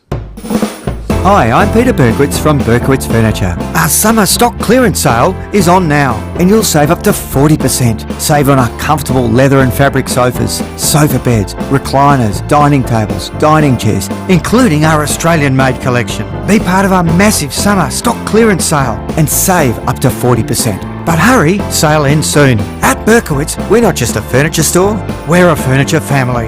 Mile End Homemaker Centre and online. Live cheaper this summer with Cheapest Chips. Cheapest Chips. Cool down your fur babies with the new large pet pool with sprinkler. Only $79. Clean up with a Germanica 2-in-1 stick vacuum. Now only $109. Save $30. 1 metre by 3 metre artificial grass. 2 for $79. Finish 110-pack dishwashing tablets. Only $18.99. Cheap every day. And Quilton 36-pack toilet paper. A hot buy at $19.99. Do summer cheaper at Cheapest Chips. In store or online. This is Adelaide's 5AA. Partly cloudy and 26 today with the 7:30 news. I'm Graham Goodings. From chips to replacements, make Complete Windscreens your insurer repairer of choice. CompleteWindscreens.com.au. The Israeli Prime Minister says he won't withdraw his troops from Gaza or free hundreds of prisoners amid reports of a possible new ceasefire deal. The Hamas leader says the organisation is studying the proposal put forward during talks in Paris. But Benjamin Netanyahu says he's not speculating on a potential deal. I hear talks about all kinds of deals. I would like to make it clear, we will not conclude this war without achieving all of our goals. This means eliminating Hamas, returning all of our hostages, and ensuring that Gaza never again constitutes a threat to Israel. Translation thanks to the BBC. Private health gap fees for common medical procedures have risen as much as 300% in the last 5 years. Patients needing hip and knee replacements will fork out 35% more than they would have in 2017. Data from Private Healthcare Australia shows an even steeper rise in out-of-pocket costs for heart angiograms and gastroscopies. A knife and ice pipe have been seized during a traffic stop at Mount Barker. Senior Constable David Bacchus says they pulled over a Mercedes on Alexandrina Road around 7:30 last night. The driver was submitted to a drug test which provided a positive result for methamphetamine. Checks showed that the male was also suspended from driving. The 31-year-old man from Kanmantoo has been reported for several offences, including possessing a prohibited weapon.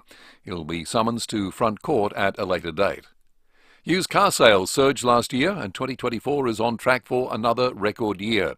The Australian Automotive Dealer Association has found 2.1 million used cars were sold in Australia last year, with monthly sales peaking at more than 200,000 in November.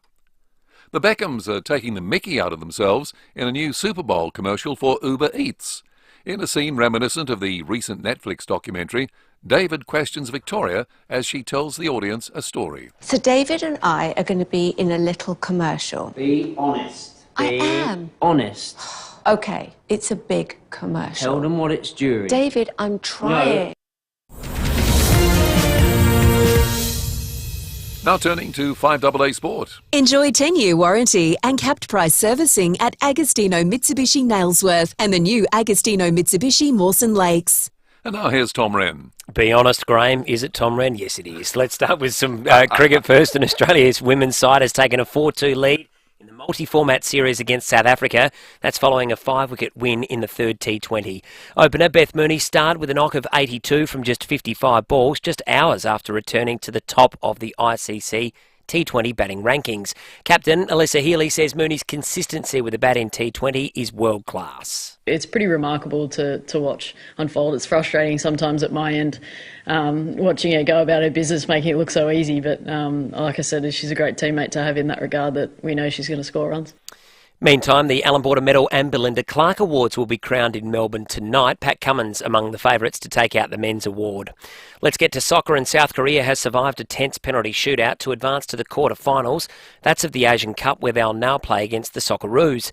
There was one other match overnight with Uzbekistan beating Thailand 2-1. And in English Premier League action, Arsenal has just gone 1-0 up against Nottingham Forest. Oh, and it's it! Gabriel Jesus embarrassing Matt Turner at his near post. And almost out of nothing, the Gunners finally have the breakthrough. Yeah, audio thanks to Optus. The Gunners now have just scored again and lead 2-0 with about 15 minutes to play.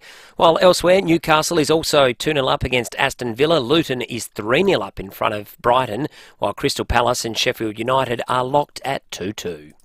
And that's the 5AA Sport. Now checking 5AA traffic. We've got you covered for shade this summer. Visit the Outdoor Scene's new location, Wilton Avenue, Somerton Park. Morning there. She is looking peachy for the drive-in today. Simply a burst water main to look out for at Ridgehaven. You'll find that one Northeast Road near Shepherd Street. Got speeds at 40, lane out of action. That's as you're heading outbound. Works at Windvale today. The Golden Way near Grenfell Road. Sluggish for works as well at Welland. Port Road near Welland Avenue, and you'll find cameras today, Hillier Road, Ranella, and Kester's Road at Para Hills West. Pre-order the new Samsung Galaxy S24 at Telstra and get a bonus grey Galaxy Tab S9 FE. Ends February 6. Eligibility criteria apply, and find out more in store. Adelaide's most accurate traffic on 5AA. And now the 5AA forecast. Stay cool. Service your aircon at Automasters. And keep cool with Cool Now, Pay Later options. Partly cloudy and 26 today. Tomorrow sunny 28. 29 Friday with cloud clearing. Saturday sunny 33. Right now in Adelaide it's 15. More news as it happens on 5AA. It's a frightening thought, but what if you lost the capacity to manage your financial affairs? If you're not at the helm, who makes medical or health decisions? Who controls the family trust? From the simplest to the most complex wills and estate plans, Donlan Lawyers will answer your questions and help carry out your wishes. For wills and estate planning, visit donlanlawyers.com. That's donlanlawyers.com. Hindmarsh Square, Adelaide, and Ocean Street, Victor Harbour. If you're dreaming of a holiday or planning the trip of a lifetime, you'll find everything you need at World Travel Fest by Phil Hoffman Travel. It's on Sunday, the 4th of February from 10 a.m. to 4 p.m. I was only idling in the car outside Phil Hoffman Travel on the corner of Jetty Road and Brighton Road last night, looking wistfully at the wall, thinking, oh yeah, that sounds good, that sounds good, that sounds good. You only go in there for good reasons. Yeah, no one's having a bad time. No, the moment you walk in, you're having fun. Yeah. No, you think Phil Hoffman Travel, you're thinking good times. Now, this is an excellent opportunity to go and plan trip of a lifetime. Hosted by Lauren and Haley from Adelaide, and with over 50 travel, cruise, tour and airline operators, and the best holiday deals from around the globe. Come and speak to the experts with free entry and holidays to be won. Expect unbeatable airfares, one-day-only deals and captivating travel talks. Everything you need to get inspired for your next thrilling adventure. It's World Travel Fest and it's on Sunday, February 4 this weekend from 10 a.m. to 4 p.m. at the Adelaide Convention Centre. Register today at worldtravelfest.com.au. 5AA Breakfast is streaming live right now. To watch, simply head to 5AA on Facebook or YouTube. Breakfast on 5AA. David Penberthy and Will Goodings. Over 70 years, Meals on Wheels have delivered millions of meals. Meals on Wheels. Great food, great people. 23 to 8. Good morning to Rosemary on the Foodland Supermarkets live stream, who's listening from a cruise ship docked in Wellington, New Zealand this morning. Lucky you, Rosemary. Being a retiree. Well, I don't know. Is Rosemary retired? Oh, it wasn't related to the retirement conversation. No, sorry, she's just listening in. Oh, good on her.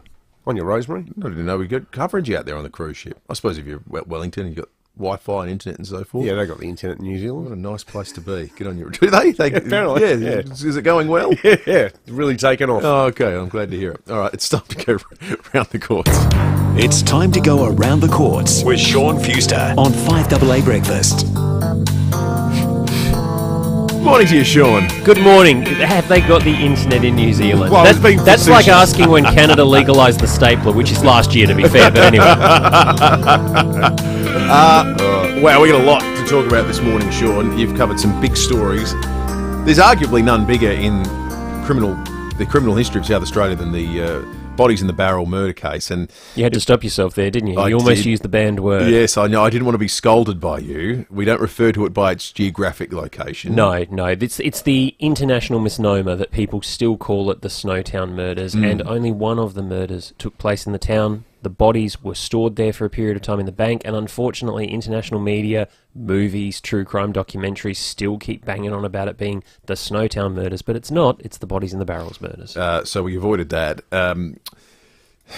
25 years on. Yeah. Long sentence. It feels like it at the time, but you serve every single day of it in behind bars, and then your day comes to come out.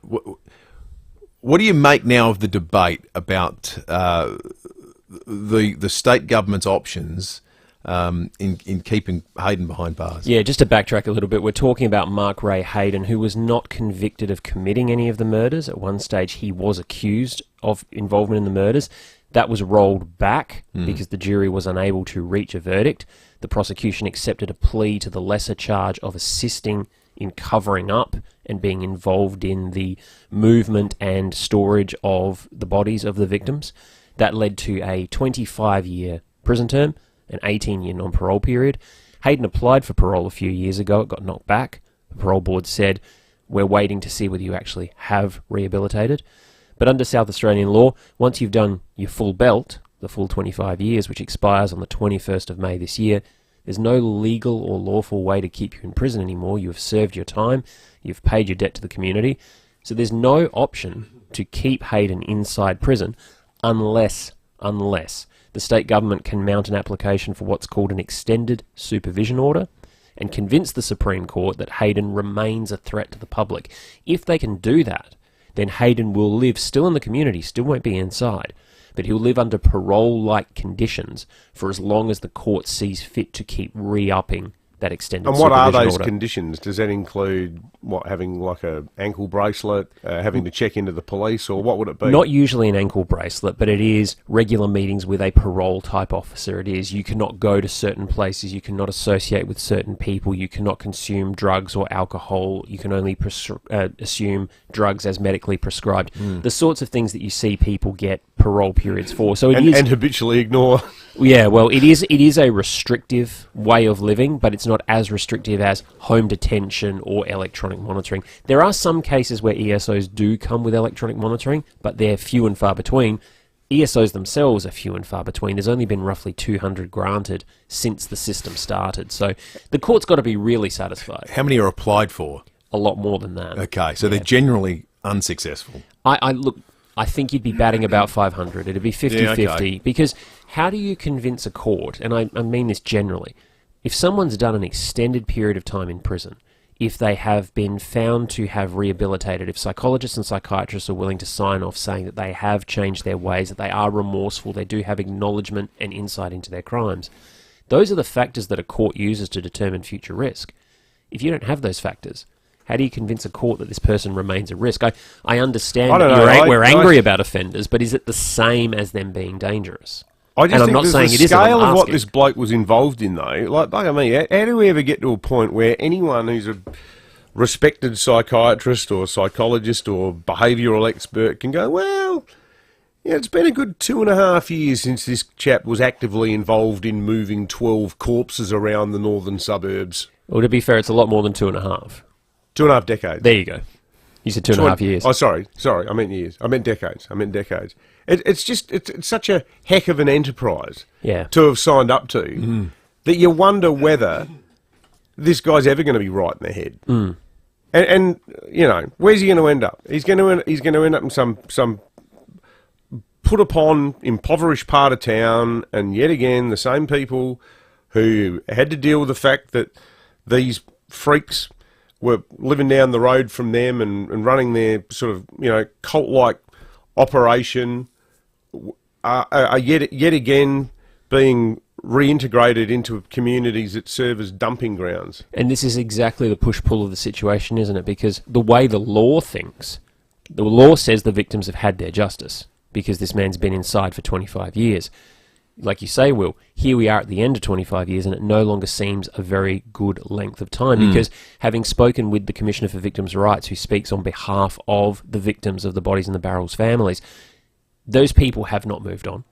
25 years is a drop in a bucket to them. It may as well have been yesterday in terms of their trauma. But it does feel like yesterday, doesn't it? It does. I mean, you can remember, I can in terms remember of their trauma, exactly where in I terms was of their when the story upset, broke. in terms of how angry they are, in terms of how hurt they are, no time has passed whatsoever. So it doesn't feel like any form of justice. You've got that difference there between, to coin a phrase, what's just and what feels lawful.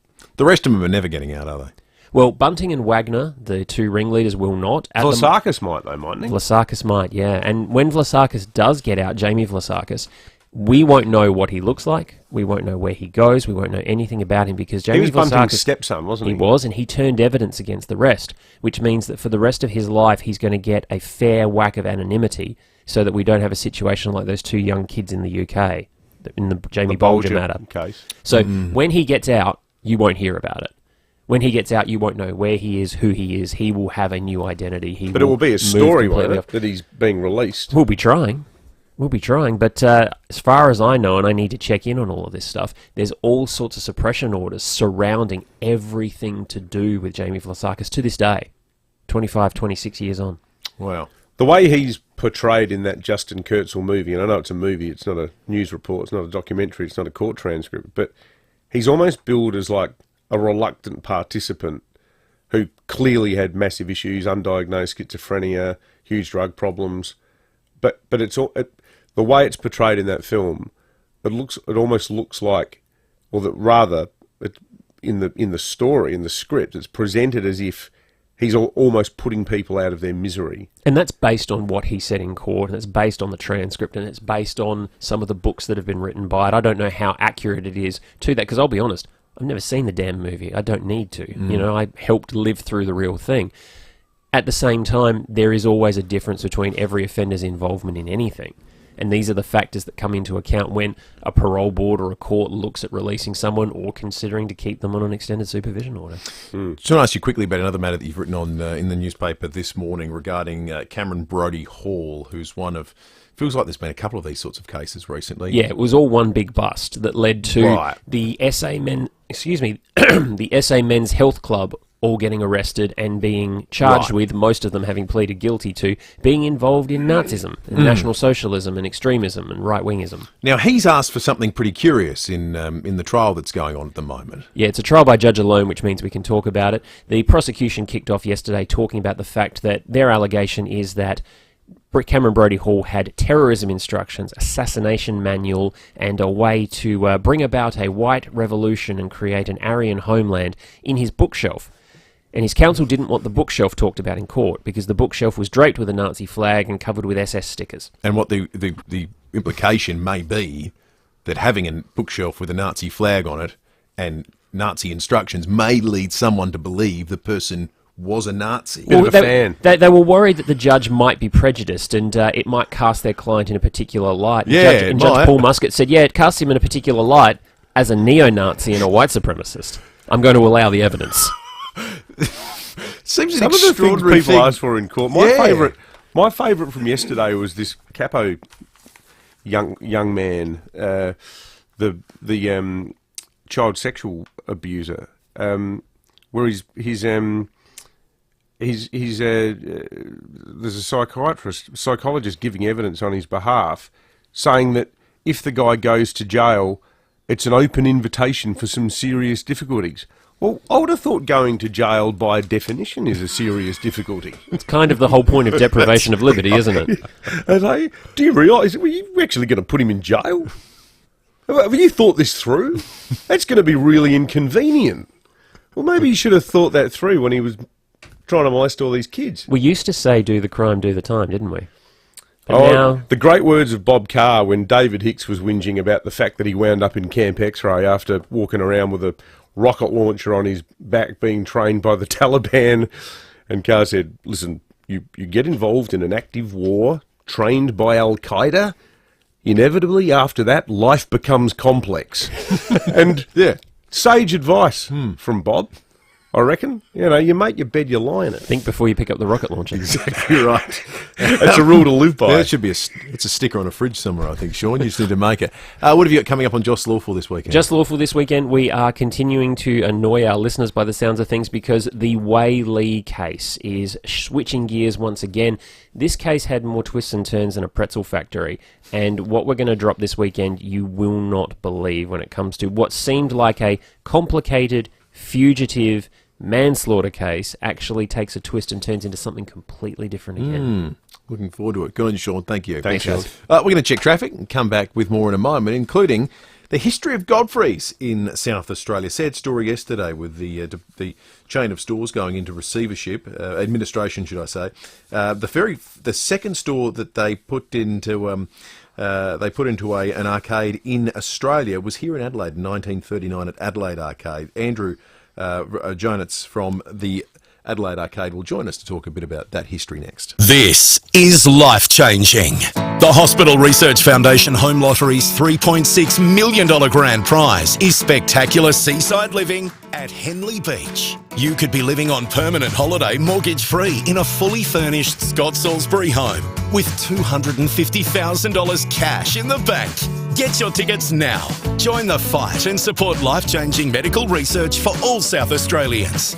homelottery.com.au. Licence M14493. Thinking about a solar battery? Don't wait. Connect with NRG Solar and bring home a solar battery with a rock-solid 10-year warranty. Use the energy you generate during the day. Store some for later, reducing reliance on energy providers and putting money back in your pocket. See NRG Solar in their new premises at St Mary's. Bigger place, better space, some amazing people. Visit NRG Solar now at 1275 South Road or call 1300 858 160. Before you do a thesis in dishwasher, depart on an oven odyssey, or make a pilgrimage up Mount Washing Machine.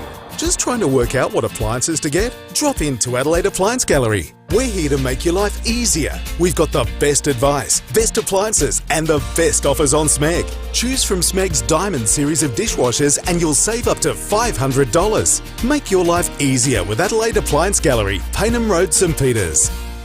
If you need to fix your pipes, call Precise. Call Precise. If your toilet's blocking up, call Precise. Call Precise. If your lights aren't turning on, or your hot water is gone, or a plumber or an electrician, call Precise. Precise. Precise Plumbing and Electrical. Call 1300 700 200. That's 1300 700 200. Precise Plumbing and Electrical. We're helping life flow. For a plumber or an electrician, call Precise. Call Precise. 5AA Breakfast is streaming live right now. To watch, simply head to 5AA on Facebook or YouTube. It's smooth sailing for the run into work today, which is fantastic. Getting busy in the usual spots. Tapley's Hill Road at Glenelg North, also South Road at Karata Park. We do have a burst water main to look out for at Ridgehaven today, North East Road near Shepherd Street. Got some lane down of action there, heading outbound, speeds at 40, and slow for works at Elizabeth East Yorktown Road near Kincaid Road. You find cameras this morning, Kings Road, Paralawi and Lonsdale Road at Hallett Cove. Look for the RAA sign at over 400 independent RAA-approved repairers across SA. You know you can trust them because RAA do. Adelaide's most accurate traffic on 5AA. Breakfast on 5AA. David Penberthy and Will Goodings. Over 70 years, Meals on Wheels have delivered millions of meals. Meals on Wheels. Great food, great people. 8 to 8, sad news yesterday. At the same time as retail trade data came out, a very real-world example of the sort of contraction that's happening in retail at the moment came out. Godfrey's, the retailer of vacuums that had been around for nearly a century, and announced that it's going into administration. PricewaterhouseCoopers are doing the administration, and they've said they'll try to continue to trade while undertaking urgent restructure, which is a euphemism for stores getting closed and people getting sacked, quite sadly. The first store in Melbourne, 1936, here in Adelaide in 1939. There's more than a third of the 141 stores across Australia and New Zealand will close. That means 2 here in SA as well.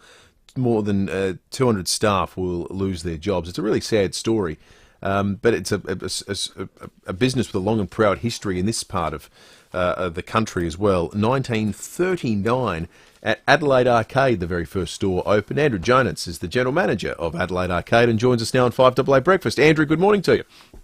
G'day, hello, and hello to your listeners.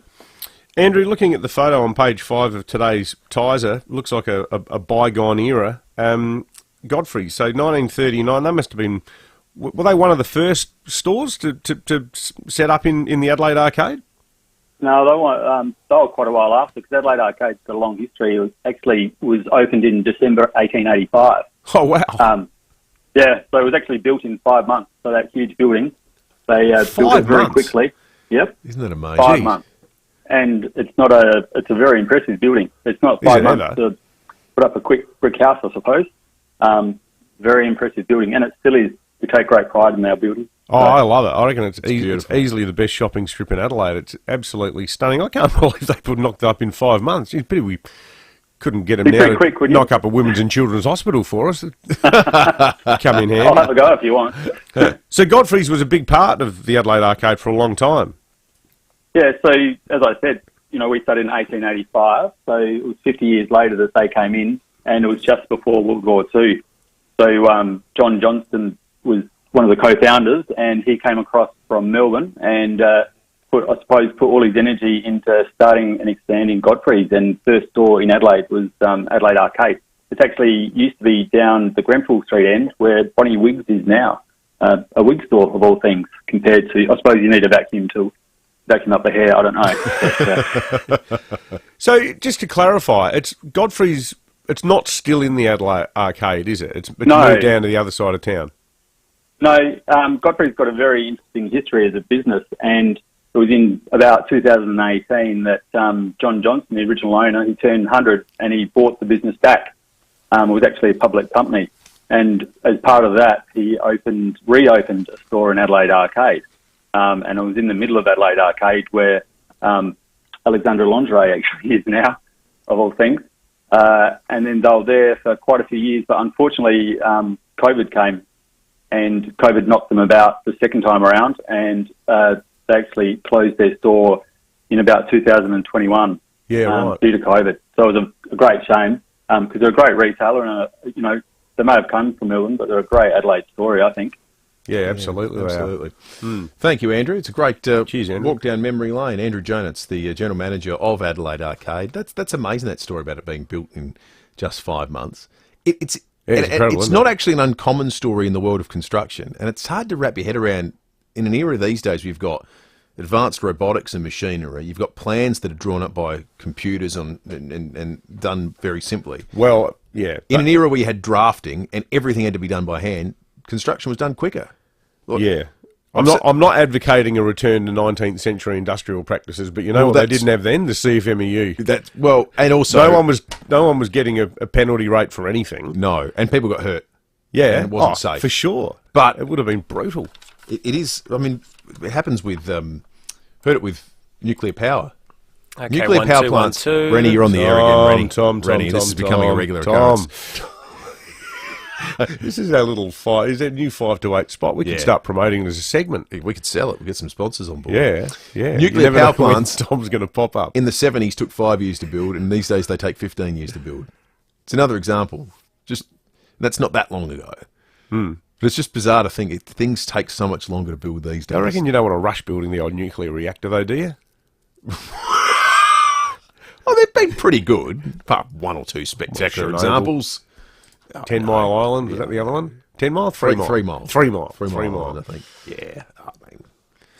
We have a vapor on the line. Other than those. Hey, Michael has called in on 8223 Morning to you, Michael. Good morning, Will. So, Michael, we're talking about vaping and this big raid. 13 tonnes worth of illegal vape seized here in Adelaide. Are you a vapor, mate? Are you an ex-smoker? Yes, I am, Dave. Look, I'm 63. I smoked from 1980 to about 2014 when I discovered the vapes, and in those days they used to actually look like a little white cigarette, and the charge would go flat within about 40 minutes. I've vaped since then. I was a runner. I've been a runner for 40 years, so I can compare vaping with smoking. And amazingly, I ran marathons while I was still smoking cigarettes. But I knew that if I smoked, sort of 8 or 10 cigarettes, the next day I couldn't run, so I would have to stop. But with the vaping, I'm still running, and I don't have that issue. The lungs are a lot clearer.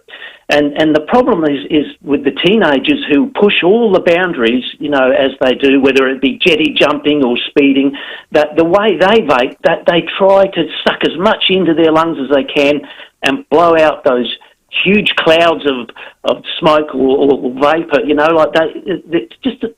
they seem to push it so far, which is where normal adults like myself, we would just have a little puff on it, on your vape and get your nicotine hit. Yeah. I reckon there's evidence too that a lot of younger people who've started vaping end up smoking too, but they might go out on, because smokes are so expensive, but it'll be a Friday night down the pub thing where they'll buy a packet of the cheapest cigarettes they can. So you sort of almost end up being led into smoking anyway. But Michael, call, thank Michael. you. Appreciate that. We'll get to some more of your calls after 8 o'clock on 8223 000. You can text us too on the Dutton's text line. Breaking at 8 though is next. Getting off the couch, stepping out with new friends, hiking up a hill, or walking around the block. When you choose walking, every step is a victory. Because wherever you're going, walking wins. It doesn't matter how or when or where you do it, for a healthy mind, body and heart, walking wins. Discover more ways to win at walking with the Heart Foundation. Go to walking.org.au. Before you do a thesis in dishwasher, depart on an oven odyssey, or make a pilgrimage up Mount Washing Machine. Just trying to work out what appliances to get? Drop into Adelaide Appliance Gallery. We're here to make your life easier. We've got the best advice, best appliances, and the best offers on Smeg. Choose from Smeg's linear range of ovens and save up to $1,200 during the clearance sale. Make your life easier with Adelaide Appliance Gallery, Paynham Road, St Peters. Online, on DAB Digital Radio, and on 1395 AM. Talking Adelaide. This is Adelaide's 5AA. Partly cloudy today, heading for 26 degrees. With the 8 o'clock news, good morning. I'm Graham Goodings. Chipped windscreen? Complete Windscreens can repair it from just $99. Look for the big red koala. Private health gap fees for common medical procedures have risen as much as 300% in the past 5 years. Some private patients are paying up to $200 for procedures which were previously fully covered. Private Healthcare Australia Chief Executive Dr. Rachel David says several factors are seeing fees increasing. More money in the system, inflation hitting some medical practices and doctors working fewer hours. But this is a real problem for people who are caught between paying some high costs for surgery in the private sector or joining a waiting list in a public hospital. A planned desalination plant at Port Lincoln has hit a major stumbling block, with native title holders opposing the project because of ecological and heritage issues. It's the same Aboriginal group that vetoed a nuclear waste dump at Kimber. The Barngarla people have threatened legal action to stop the desal plant at Port Lincoln, claiming the current proposal is unworkable from a First Nations perspective. The coalition has yet to decide if it will support the government's tax changes, despite claiming it's a broken election promise. Michael Packey reports. Data released by the Albanese government shows 85% of voters in coalition seats would benefit from adjustments to the Stage 3 tax cuts. Under the plan, low to middle income earners would be better off at the expense of those on higher incomes. The opposition maintains the changes amount to a broken election promise, but some Liberal and National MPs believe the coalition should back the government's move and work on an alternative tax plan to take to the 2025 poll. The opposition will make a decision whether to support Labor's changes next week. Former Pakistani Prime Minister Imran Khan has been convicted of leaking official state secrets. The imprisoned former cricket star is accused of sharing the contents of a secret communication at a rally in Islamabad. He's been sentenced to 10 years in jail. Briefly in other news, Joe Biden has called Trump a loser as he raises money in the former president's second home of Florida. Google's parent Alphabet has reported the highest quarterly revenue and profits in its 26-year history. And Cheetah Rivera has died at the age of 91. Now turning to 5AA Sport. Get immediate delivery on Mitsubishi Triton from Agostino Mitsubishi Nailsworth and their brand new dealership at Mawson Lakes. And here's Tom Wren. Thank you, Graham. The Australian Open boss wants let calls to be abolished. Craig Tiley claims they took up to 15 hours of playing time for the men's and women's competitions at this year's Slam. And he's told Wide World of Sports it's not the only measure they're considering to speed up play, with the serve also under the microscope. We're looking at the shot clock. The shot clock starts for 25 seconds once the player's ready to play.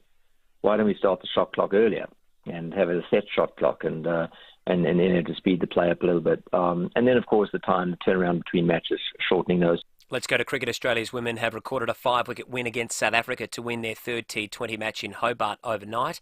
The Aussies winning the series 2-1. Meantime, England is considering playing an all-spin attack in the second test against India starting on Friday.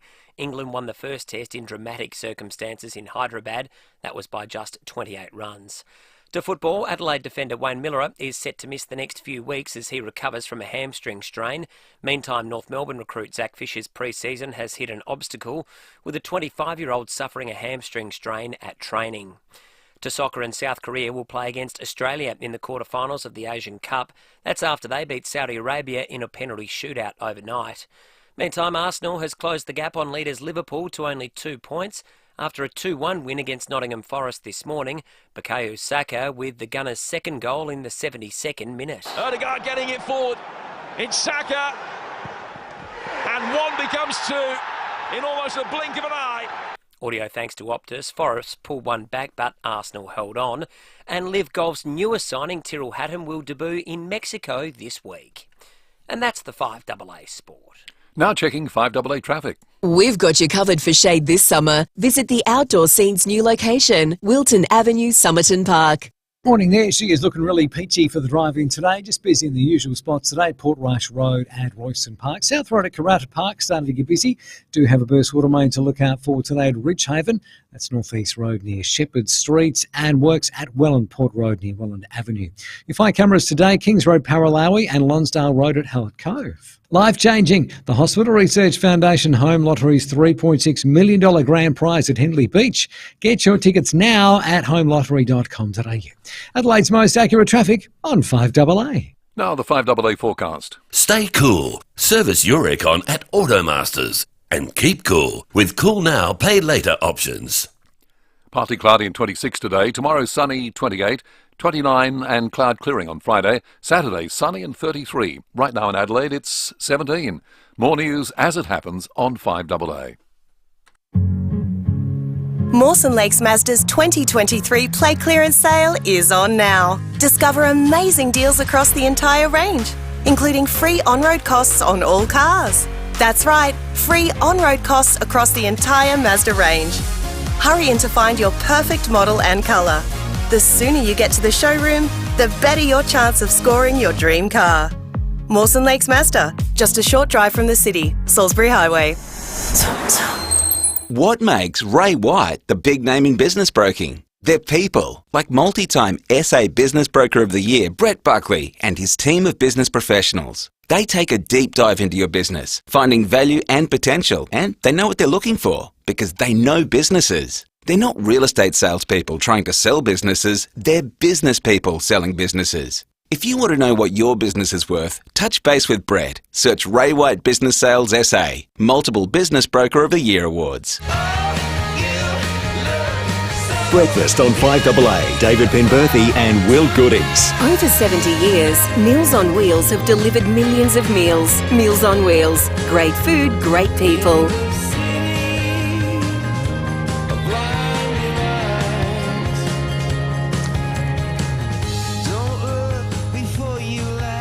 7 after 8, good morning to you. If you're joining us for the very first time on this Wednesday, the 31st of January. We're breaking at 8 in just a moment.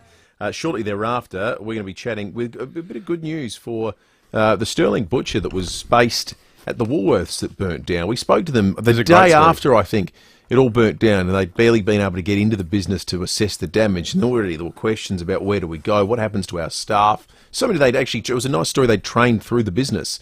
These people relied on the business for work and their professional expertise. They have a new home. We'll tell you where very shortly. Also, David Koch, our money expert, coming up to talk of all the big money matters that are dominating federal politics at the moment, from tax cuts to negative gearing. And then after 8:30 today, Matt Cowdery on a huge issue for his seat of the seaside seat of Colton. He's the local member where the Western Hospital is, so we'll be talking to him about its future and the briefings he's had about that very shortly. We've been talking this morning about vaping, and with reason in light of this massive raid. You can see why the market demand is resulting in criminal activity like that. 13 tonnes, which is 250,000 vapes that were seized. Well, there's new figures out today showing the most extraordinary explosion in the number of Australians who vape. For the first time, the total number of adult vapers has topped 1.7 million. It's now up to 1,723,000, and that's off the back of an increase of 400,000 Australians who took up vaping between December 22 and December 23. That's a 30% increase. Wow. Year on year. And extraordinarily, the biggest increases have been in the smaller states, Tassie and SA. Maybe we're coming off a lower base here, but the increases have been something like more than 320%. Well, again, maybe it's like the dental story we talked about earlier. Maybe it's the cost differential between vaping and cigarettes, and it could be where the jurisdictions that are the most put upon.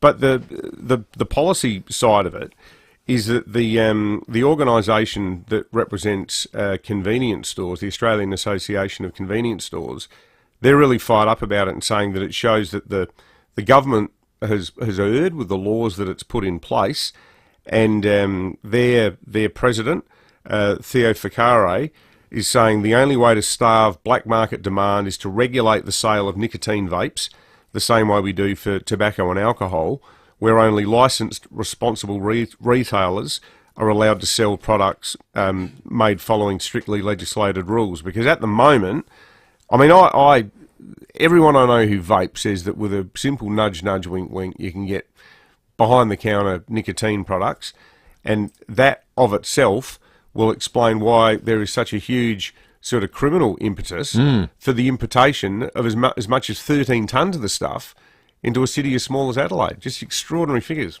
Yeah, you get the feeling that's going to continue to be a massive story in South Australia and around the country throughout 2024. It's 11 after 8. In 2023, there was a big story up in the hills when the Woolworths shopping complex at Sterling, the shopping complex at Sterling that housed the Woolworths and a host of other businesses burnt to the ground. One of those is Sterling Variety Meats. And we spoke with Giselle Fitzner the day after, or maybe it was 2 days after this happened, as they were trying to pick over, well, what's the future of the business? What are they going to do?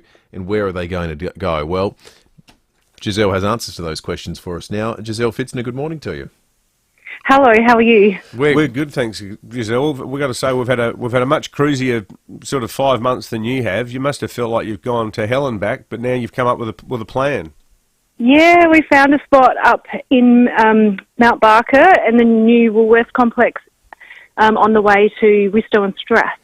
Oh, so it's just out of Mount Barker past the hospital. Yeah, I know exactly what you're talking about. So, well, because I know that one of the things that made your butcher shop quite unique was that your husband does all the prepping himself from woe to go, doesn't he? He does, yes. So we bring in whole animals and then we break them down on store, and then everything that is in our window is a breakdown of those products. So we make everything on site. We do our own ham and bacon. So we're literally cutting up and making meat to be bought straight away. And the Mount Barker facility means that you and your husband will be able to resume that? Yes, it does. Yeah, we're a little bit bigger site over here compared to Sterling, so that means that we should be able to we'll do it a lot easier. Oh, that's brilliant. Well, I remember when we spoke, Giselle, in the days after the complex burnt down, you were really concerned about the future of your staff and what was going to become of them, where they were going to go and how they were going to work in the interim period. How did that play out, and have you been able to retain them?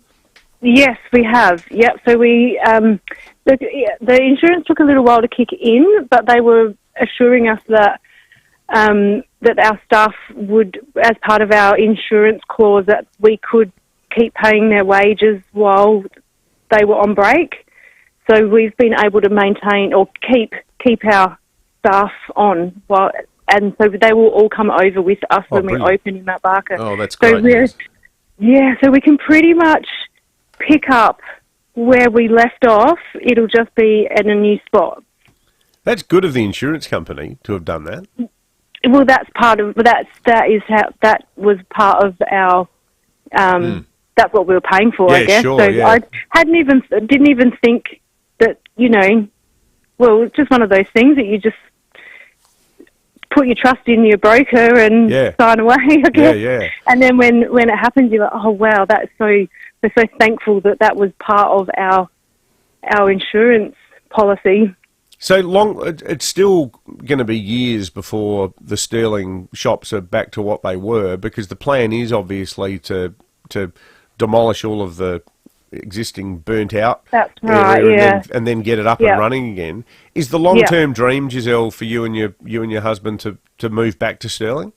It is. So the site that we have over here in Mount Barker, because it is a bigger site for us for it to be easier to reproduce our produce, then we can use Sterling as still have the same concept and the same ideas behind how we sell our product, but we can sort of scale down the production side in Sterling, and Mount Barker can kind of feed Sterling a little bit with a bit more of the smaller goods, I guess, like the hams and the bacons and stuff. Yeah.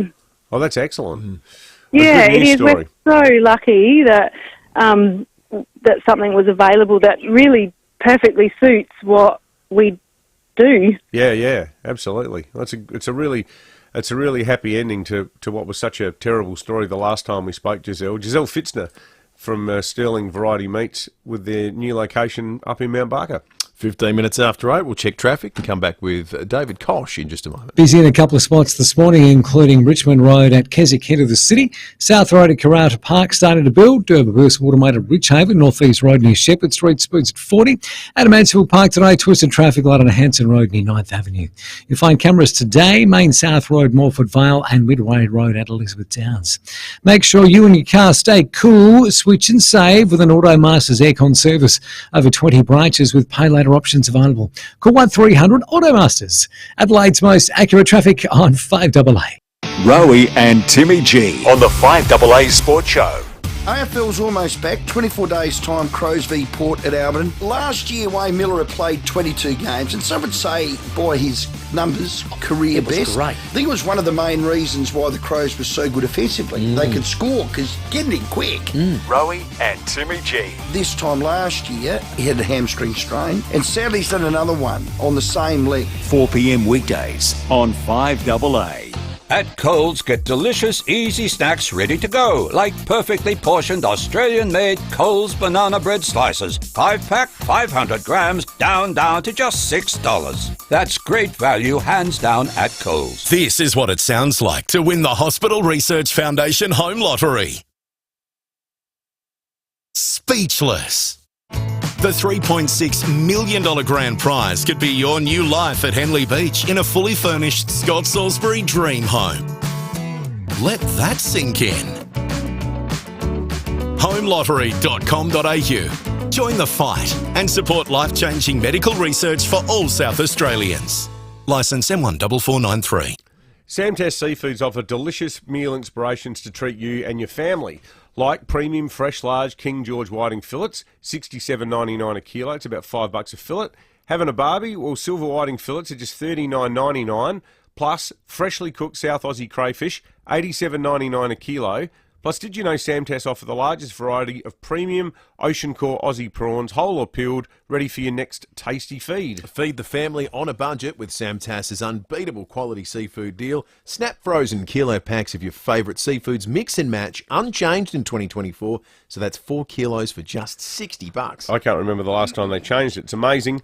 Now it includes snapper, dory, emperor, barra, flathead, Atlantic salmon and more, all to choose from in Samtas's 4 kilo for $60 deal. You really have to see the variety. It is just amazing. Even Spencer Gulf king prawns are included too. So that's Samtas Seafoods, open 7 days. Our SA king prawn, fresh fish, seafood and oyster specialists. Factory direct with convenient on-site free parking. Samtas Seafoods, Richmond Road, Richmond, open 7 days. NRG Solar have moved to a new location. It's bigger and better, and their new warehouse is fully stocked with wholesale solar and battery equipment. So, if you're looking to save money on electricity and help our environment, don't wait. Visit NRG Solar at their new office on South Road, St Mary's, where every 3 customers refer someone they know, which means they must be doing something right. Call into NRG Solar at their new premises, 1275 South Road, or visit nrgsolar.com.au. Rosanna Mangiarelli here from 7 News. Join me and Will Goodings for Adelaide's leading news hour, 7 News, tonight at 6 o'clock.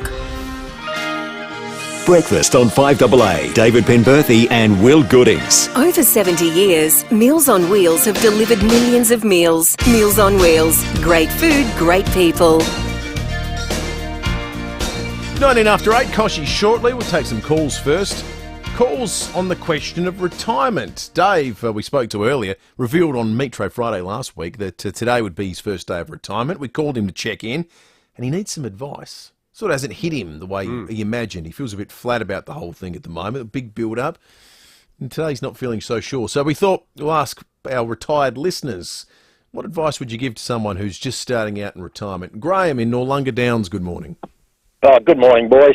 I retired on a Friday. I used to it by Monday. Not a big adjustment period, Graham. Oh, no adjustment at all, mate. When I didn't have to get up at 4 o'clock in the morning, I was used to retirement. How long ago did you retire, Graham? 17 years. Oh, wow. I worked 2 jobs for 14 years so I could retire early. Yeah, right. That was, I've had no problems with retirement. Well, what do you do to keep yourself entertained? Oh, golf, down the beach, pub lunches, wineries. Well, mate, you're living in Noarlunga. I mean, you can basically aim in any direction and have a good time down there. That's exactly right. Onka Paringa. Yep, and young David, I remember you from Marion High School, mate. I was the groundsman there when you were there. Oh, Graham, I remember you. Do you remember him because he was the school captain? Oh, shut up, Will. I used to drive around on the big red tractor. Yeah, I remember you, mate. Oh, Yeah. Graham, down the back there near the old oval. It's all gone now. If you were the groundsman there, all you could do is trim the verge around Cosgrove Hall, and that'd be it. No, it was a bit more to do it than that, mate.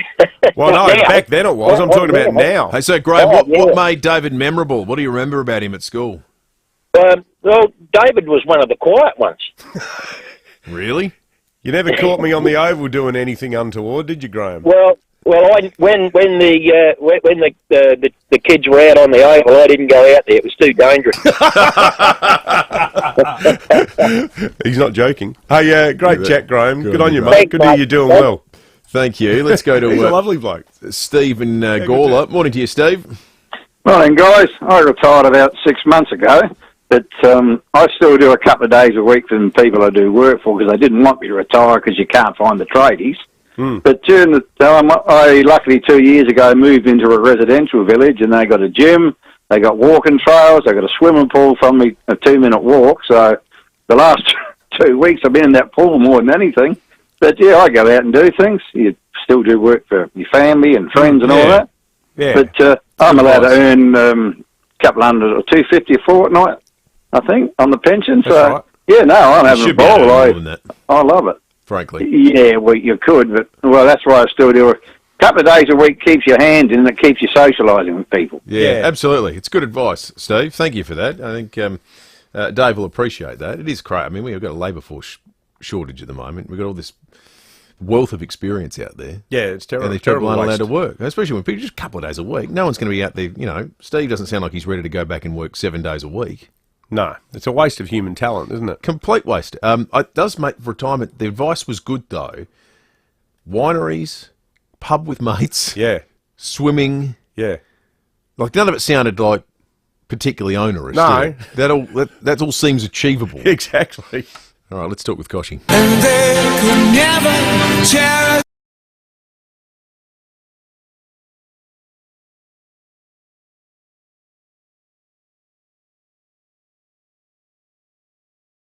Compare the market, David Kosh. Good morning to you. Morning, gents. Want to talk economics with you, actually. We had both some economic data out yesterday and then a real-world example of what that looks like. The retail trade data was remarkable, down 2.7%. We haven't seen a shift like that, well, only 2 times in the last 24 years, one being the introduction of the GST, the other when they locked up the shots and locked us inside at the start of COVID. And then Godfrey's collapsed, which seemed to sort of demonstrate how tough things are out there at the moment. How do you think the Reserve Bank will respond to seeing data like that? Okay, it's going to really take a close look at it because retail sales figures, they'll probably want another month's worth of figures because remember back in the November retail sales figures, surprised on the upside, up 1.6%, down substantially in December. 2 things, yes, economy slowing, yes, people finding it tough, but also people changing their Christmas shopping habits. That they're bringing forward a lot of their shopping to Black Friday, Amazing Monday, Click Wednesday, or whatever they're called, in November, and that's an enormous change in how we shop for Christmas. So I reckon they'll be concerned about the December figures, cautious on whether how much it reflects on the economy or just a changing in the habits. The other big thing they'll look at is the figure out at 11:30 this morning, December quarter consumer price index figures, to see if that trend in inflation is coming down. I would suggest the CPI figure later this morning is more important than yesterday's retail sales figures. That's how important it is. Magic number to look out for, 0.8% for the quarter and 0.8% for the month of December, or for the December quarter, and 4.2% for the year. So 0.8% for the quarter, 4.2% for the year. If it's below that, then the Reserve Bank will start to shift its emphasis on interest rates and maybe bring cuts in the second half of the year. If it's above 4.2%, then we could get another rate hike because that will show that inflation is not trending down. Well, if it's below 0.8, if it's 0.7, the annualised, that's back in the target band, isn't it? That's 2.8%. Well, target band's 2 to 3%, so that'll push it pretty into the high 3s. So what it means is the trend is still continuing down, which is a good thing. It's how quickly it comes down, because the Reserve Bank has often commented that inflation is, they call it stickier than ever, and that basically means in economic speak that it's not coming down quick enough. So it's a really important to figure out in just a couple of hours' time. Hey, Koshy, can I ask you about Australia Day? Because all the AFL clubs, as far as I can gather, I think all the AFL clubs issued statements acknowledging that January 26 is a tough day for a lot of our Indigenous friends. But it struck me that Port's statement went a bit further. It certainly went further than the one that the Adelaide Football Club put out, where you explicitly said that Port thought the date should change. Was that something you grappled with, and did you get much of a reaction over it? We did grapple with it because we always do in this situation on, and we're not telling people what to think. We made that very clear in our statement. It was driven by our Indigenous advisory group and also our Indigenous players and staff in our community. And they put it up to the board. Like, I love Australia Day. Australia Day we should celebrate that we are in the best country in the world. Yes, we can do things better. Yes, we can always improve. But it needs to be a day that isn't so divisive. And remember, Australia Day only became January 26th officially in 1994. Before that, it was it was all over the place with different states. So it was only legislated back then. So it hasn't been this day for generations. It's only in recent times. Now, do you make it, the last Monday of January? And the date changes, but it's fixed at that time of the year. It's a great day to celebrate what we've achieved in this country, but it's got to be a date that brings everyone together. Do you reckon, too, to the argument about, well, why are people telling us, or why are people saying, even stating a strong view about it one way or another? We've seen the criticisms of Qantas during the referendum and Woolworths, not just during the referendum, but again in the context of not stocking Australia Day goods. Is footy different, though? I mean, I think, frankly, you guys don't have the 2004 premiership in your trophy cabinet without Wanganeen, the Burgoynes and Pickett. Is footy different because Aboriginal Australians have overachieved so much in it that you have to be more vocal about these things? And particularly a club like ours, like we hold the record for the most number of Indigenous players playing in a team at any one time. We're consistently in the top 2 or 3 every year. Our Indigenous community programs are award-winning, and we're incredibly proud of them. So, our links with First Nations people goes through staff, it goes through players. It's a really important part of our culture at Port Adelaide, and something we're really proud of. Fair enough. David Kosh, always love catching up with you, mate. We'll do it again next week. Thank you, Koshy. Cheers. Look at these tourists now, having a look at the water. Dude, you're on a main road. You're not sightseeing. If you want to sightsee, go get a tour bus. Get off your phone, mate. Look at the road. Look at this guy, just changing lanes, not even looking where he's going. Dude, indicator. I'm actually going to have a heart attack. Beat the heat. Keep cool with Fix Now, Pay Later options available. Book now. For great service guaranteed, call 1300 Automasters.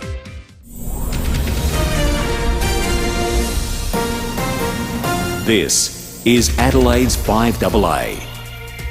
Mostly sunny and 28 today with the 8:30 news. I'm Graham Goodings. From chips to replacements, make Complete Windscreens your insurer repairer of choice. CompleteWindscreens.com.au. Private health gap fees for common medical procedures have risen as much as 300% in the last 5 years. Patients needing hip and knee replacements will fork out 35% more than they would have in 2017. Data from Private Healthcare Australia shows an even steeper rise in out-of-pocket costs for heart angiograms. A knife and ice pipe have been seized during a traffic stop at Mount Barker. Senior Constable David Backer says they pulled over a Mercedes on Alexandrina Road around 7:30 last night. The driver was submitted to a drug test which provided a positive result for methamphetamine. Checks showed that the male was also suspended from driving. The 31-year-old man from Kanmantoo has been reported for several offences, including possessing a prohibited weapon. He will be summoned to front court at a later date. Data released by the federal government shows 85% of voters in coalition seats will be better off as a result of tax changes. Low to middle income earners will keep more of their money, while higher income earners will keep less. The opposition maintains Labor has broken an election promise, but is yet to decide if it will back the adjustments. Former Pakistani Prime Minister Imran Khan has been sentenced to 10 years in prison, accused of leaking state secrets. Edward Godfrey reports. The sentence comes a week before Pakistan's general elections, which Khan is now sidelined from. The former PM and star cricketer has been handed a 10-year jail term for leaking state secrets. It relates to a classified document sent by the country's ambassador in Washington that Khan waved at a rally and claimed it was proof of a conspiracy by the Pakistani military and the US to remove him from power in 2022, something Pakistan and the US denied. Ongoing warnings about the harms of vaping appear to be falling on deaf ears. New data shows 90,000 adults took up the habit in the last 3 months. Border Force has seized almost 250,000 of illegal e-cigarettes since an import ban came into effect. Used car sales surged last year, and 2024 is on track for another record year. The Australian Automotive Dealer Association has found 2.1 million used cars were sold in Australia last year, with monthly sales peaking at more than 200,000 in November. Now turning to 5AA Sport. Enjoy 10-year warranty and capped price servicing at Agostino Mitsubishi Nailsworth and the new Agostino Mitsubishi Mawson Lakes. And here's Tom Wren. Thank you, Graham. Australia's cricketers will train today ahead of Friday's opening one-dayer against the West Indies at the MCG. There are fears the crowd will be as low as 30,000 for that match. Meantime, Australia's women have recorded a 5-wicket win in their T20 clash against South Africa in Hobart. Well, South Korea has booked a date with the Socceroos following a penalty shootout win against Saudi Arabia overnight. The match finished at 1-1 following extra time before they progressed on penalties. Socceroos veteran Aziz Behich will link up with Cristiano Ronaldo in the Saudi Pro League. The 33-year-old defender has agreed to join Al Nassr on loan from Melbourne City. Meantime, in the English Premier League, Crystal Palace has twice come from behind before clinching a 3-2 win at home. That was against Sheffield United. Who's it going to fall to? Elise! Scintillating goal for Crystal Palace! Audio there thanks to Optus. In other completed matches, Arsenal took care of Nottingham Forest 2-1, Luton belted Brighton 4-0, while Fulham and Everton shared the points in a 0-0 draw. Well, in good news for the Boomers ahead of the Paris Olympics, Ben Simmons has made a successful return to the NBA. He recorded a 10-point double-double in just 18 minutes on court in Brooklyn's 33-point win over Utah. He says all the hard work to return from a back injury has paid off. It took a lot of effort and patience and time to get back to where I'm at now. Every single day, every morning, every day, I'm working to get back on the floor. For me and everyone that has seen that and seen my discipline over the last 2 months, it's great to see it pay off. It certainly is, and that is, Graham, the 5AA Sport. Thanks, Tom. Now checking 5AA traffic. We've got you covered for shade this summer. Visit the Outdoor Scene's new location, Wilton Avenue, Somerton Park. Busy in a few spots for the drive-in today. Anzac Highway at the Marion Road intersection. Richmond Road sluggish at Keswick heading into the city. You find a twisted traffic light at Mansfield Park, Hanson Road near 9th Avenue, and a burst water main at Ridgehaven, North East Road near Shepherd Street, speeds at 40. Cameras this morning, Old South Road, Old Ranella, and President Avenue at Andrews Farm. Fix your midweek lunch slump with an OTR sandwich for just $4 on Wednesdays. Pick up on the way to work or add to the school lunchbox. OTR. Making life easy. Adelaide's most accurate traffic on 5AA. Now the 5AA forecast. Stay cool. Service your aircon at Automasters. And keep cool with Cool Now, Pay Later options. 26 and partly cloudy today. Tomorrow sunny 28. Friday cloud clearing 29. Warmer on Saturday, sunny and 33. Right now it's 17. More news as it happens on 5AA.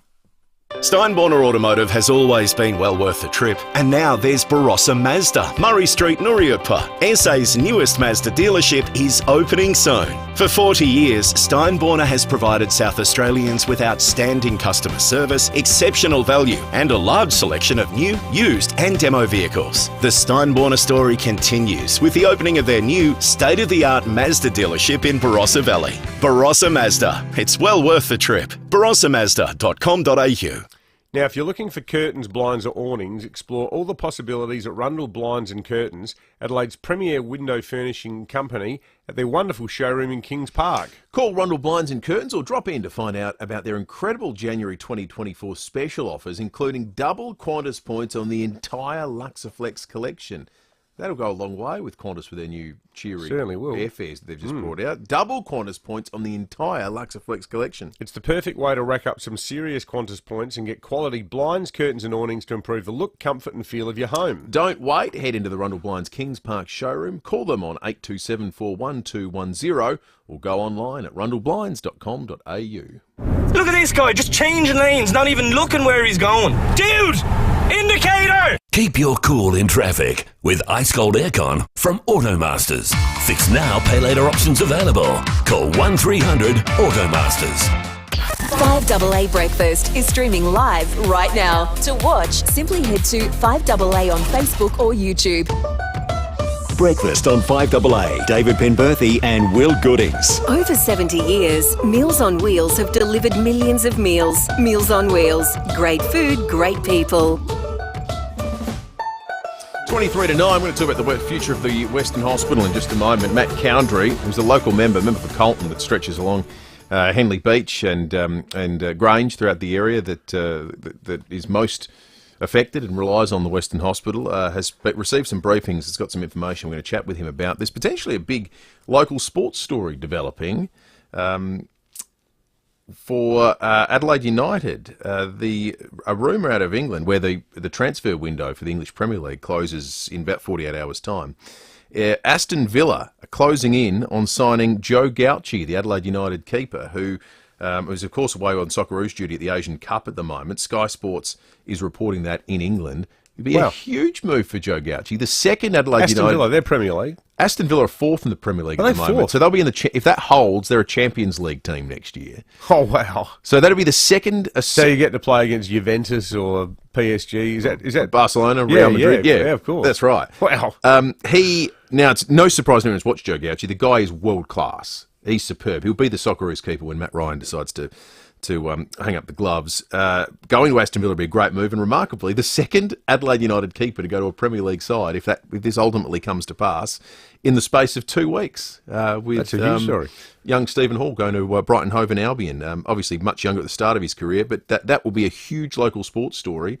Joe Gauci going to one of the biggest soccer clubs in the world. Good luck to him if it happens. Fingers crossed that it does. Absolutely. It's our loss, but their game. But a deserved feather in his cap. Well, one of the biggest stories in South Australia at the moment is the cloud over the future of the Western Hospital. Thousands and thousands of people, not just in the western suburbs, but we heard yesterday from one of our listeners in Balaclava, who comes down every 3 weeks to have chemo, relies on the services that are provided there.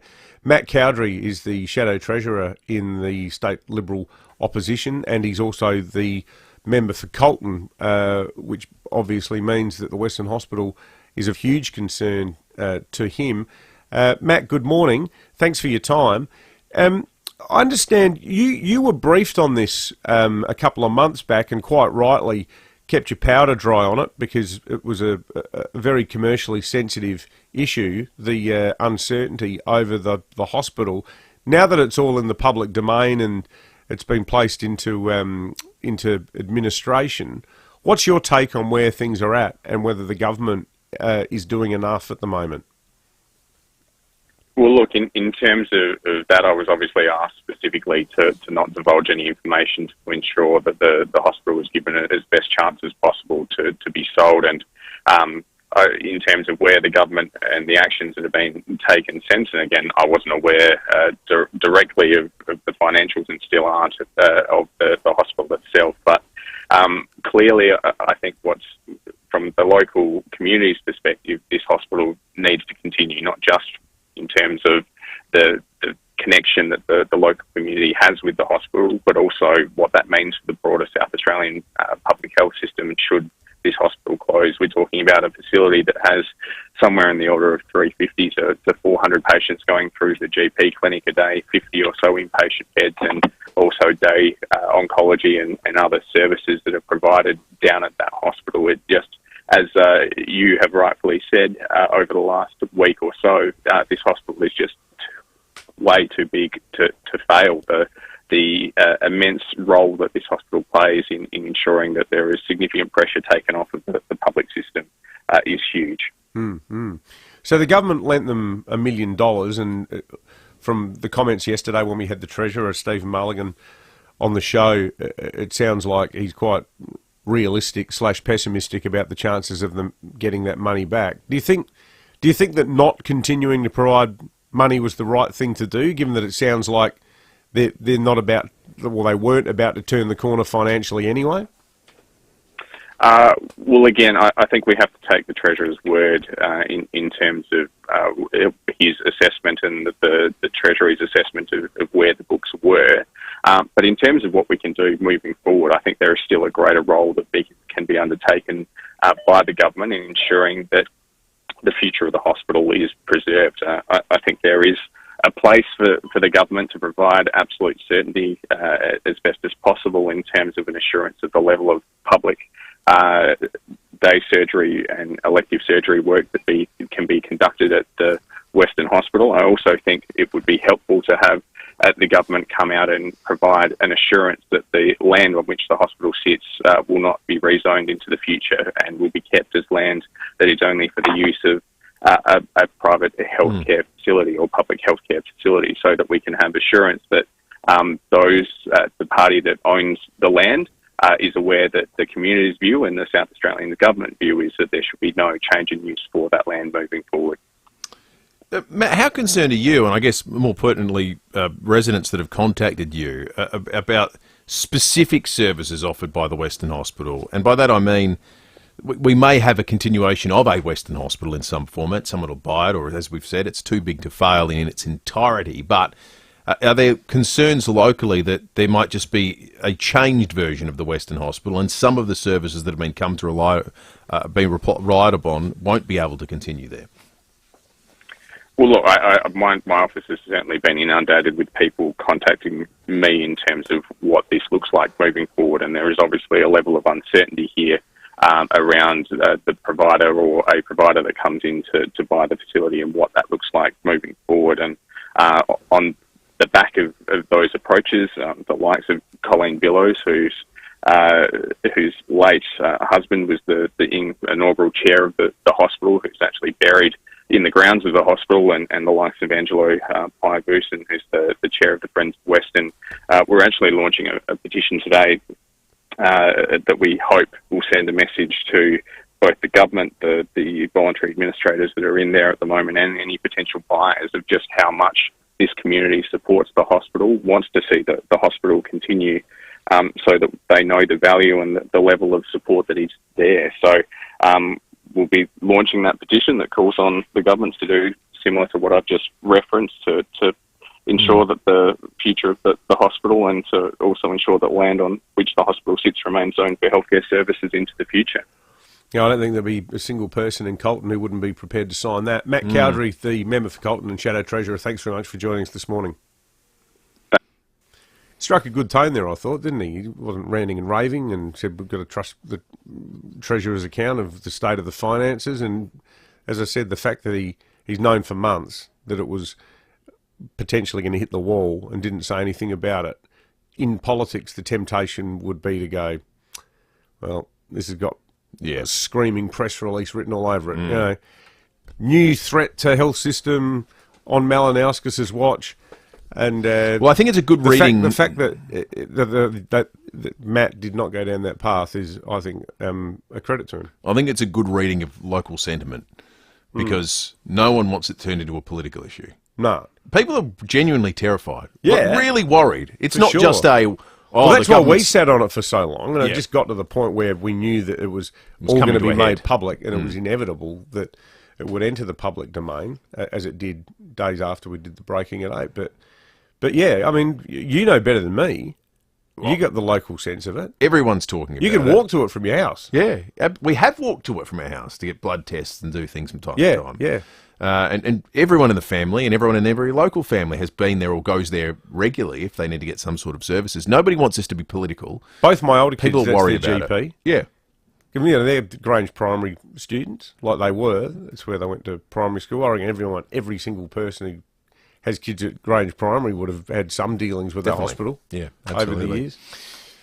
Happy to speak to you, folks. Whether you agree with that analysis, or you've got some other thoughts on the Western Hospital, 8223 or jump on the Duttons text line. Big 10 Ford, GWM Haval, Hyundai, Isuzu Ute, Mazda, Mitsubishi, Nissan, Ram, Subaru, and Volkswagen. Duttons, easy to do business with. I like this one from Trevor, who has sent in a photograph as well.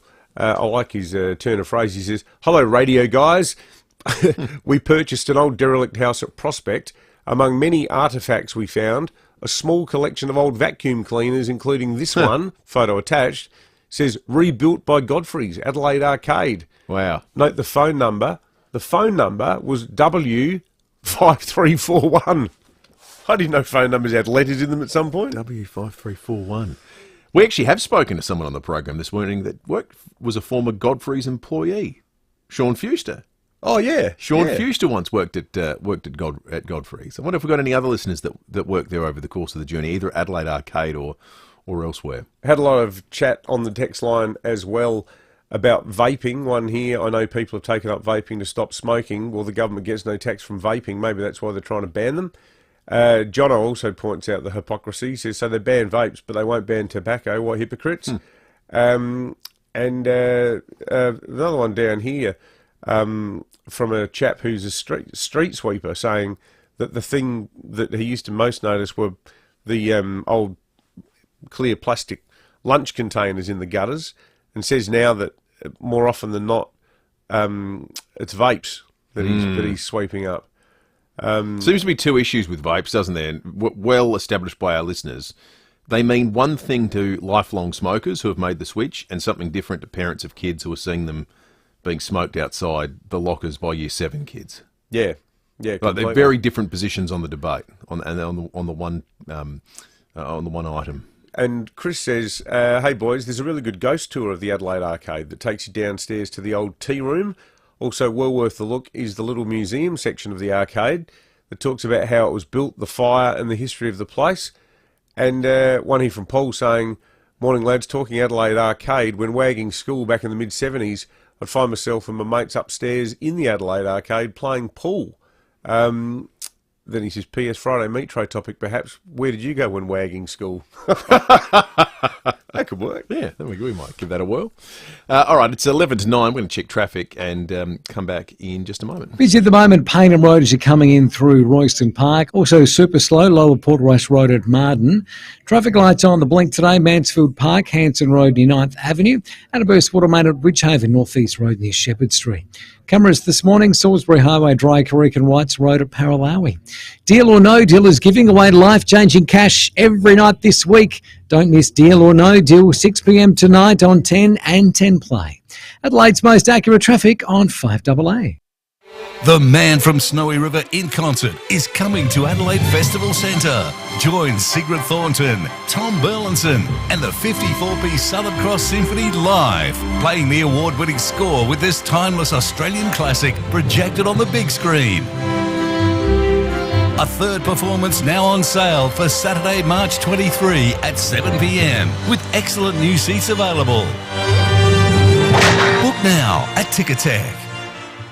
Is your bloated belly making you feel fat and miserable? Introducing new Caruso's Bloaties. Caruso's Bloaties contains peppermint and ginger, which are traditionally used in Western herbal medicine to relieve belly bloating, plus digestive enzymes to help your body digest lactose and fat. So if you're fed up with your bloated belly making you feel fat and miserable, try Caruso's Bloaties today. Caruso's Bloaties is available from leading pharmacies and health stores. Always read the label and follow the directions for use.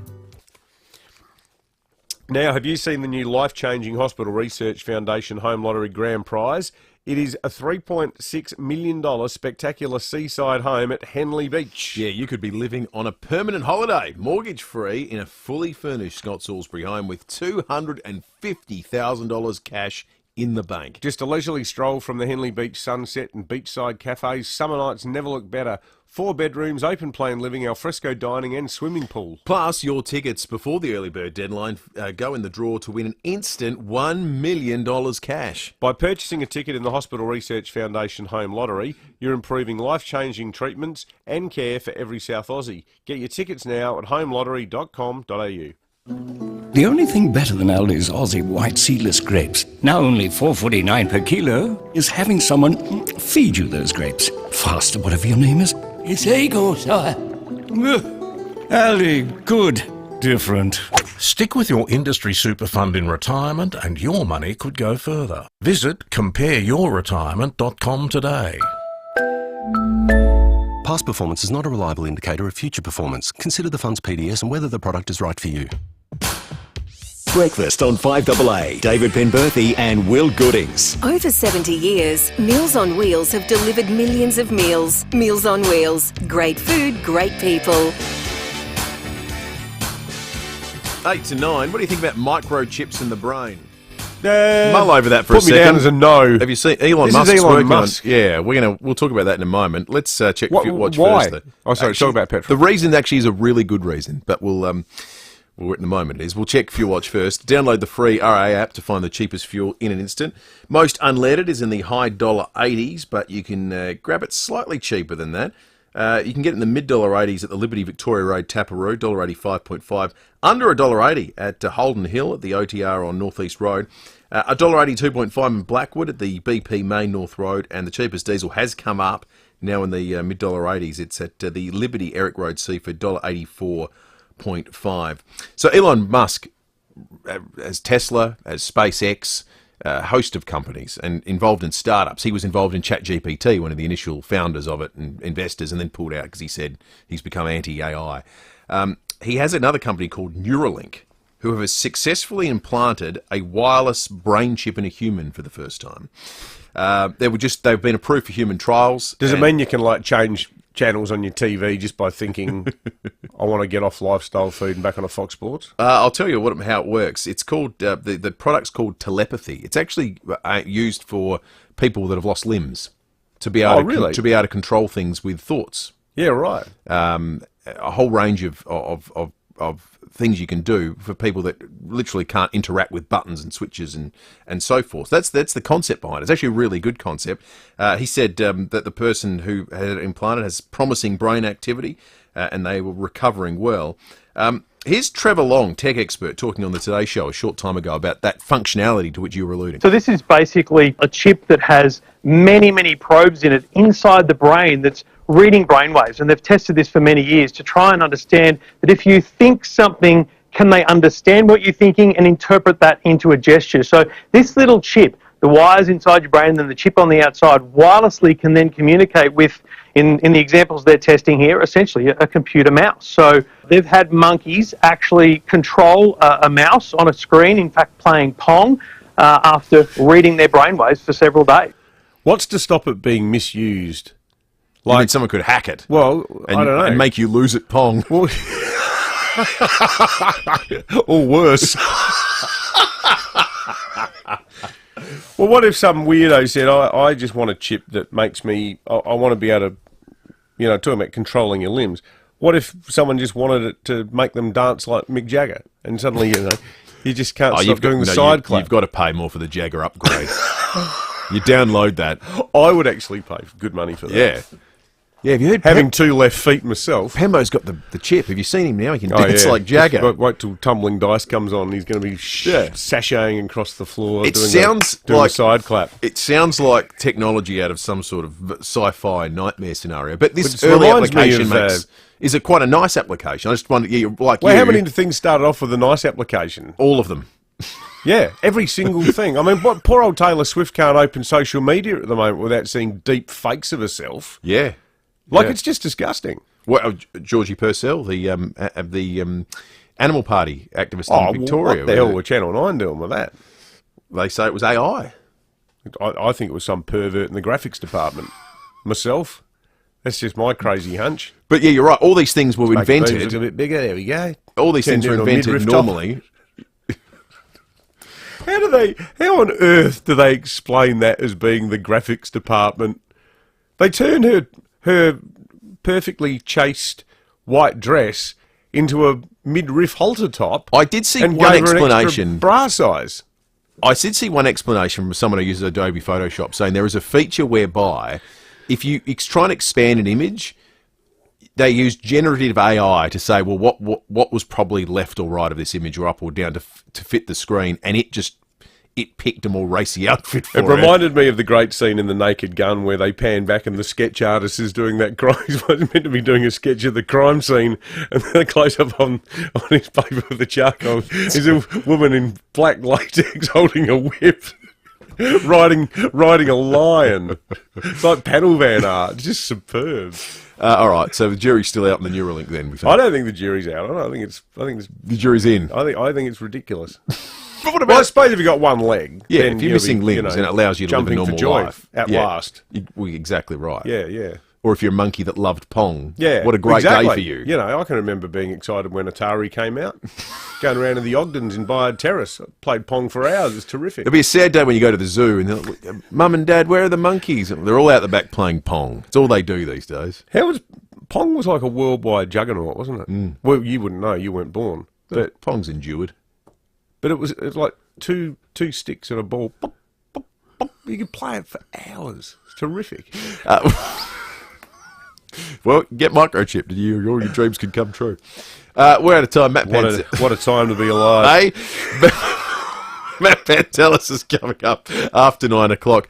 Enjoy your last day of January. You've got a fair bit of sunlight to enjoy. It won't be till about 8:30 tonight that the sun goes down on what is a magnificent day ahead and what will be a continuation of a terrific week, highlighted by Saturday and Sunday, 33 and 35. We'll catch you tomorrow morning from 6.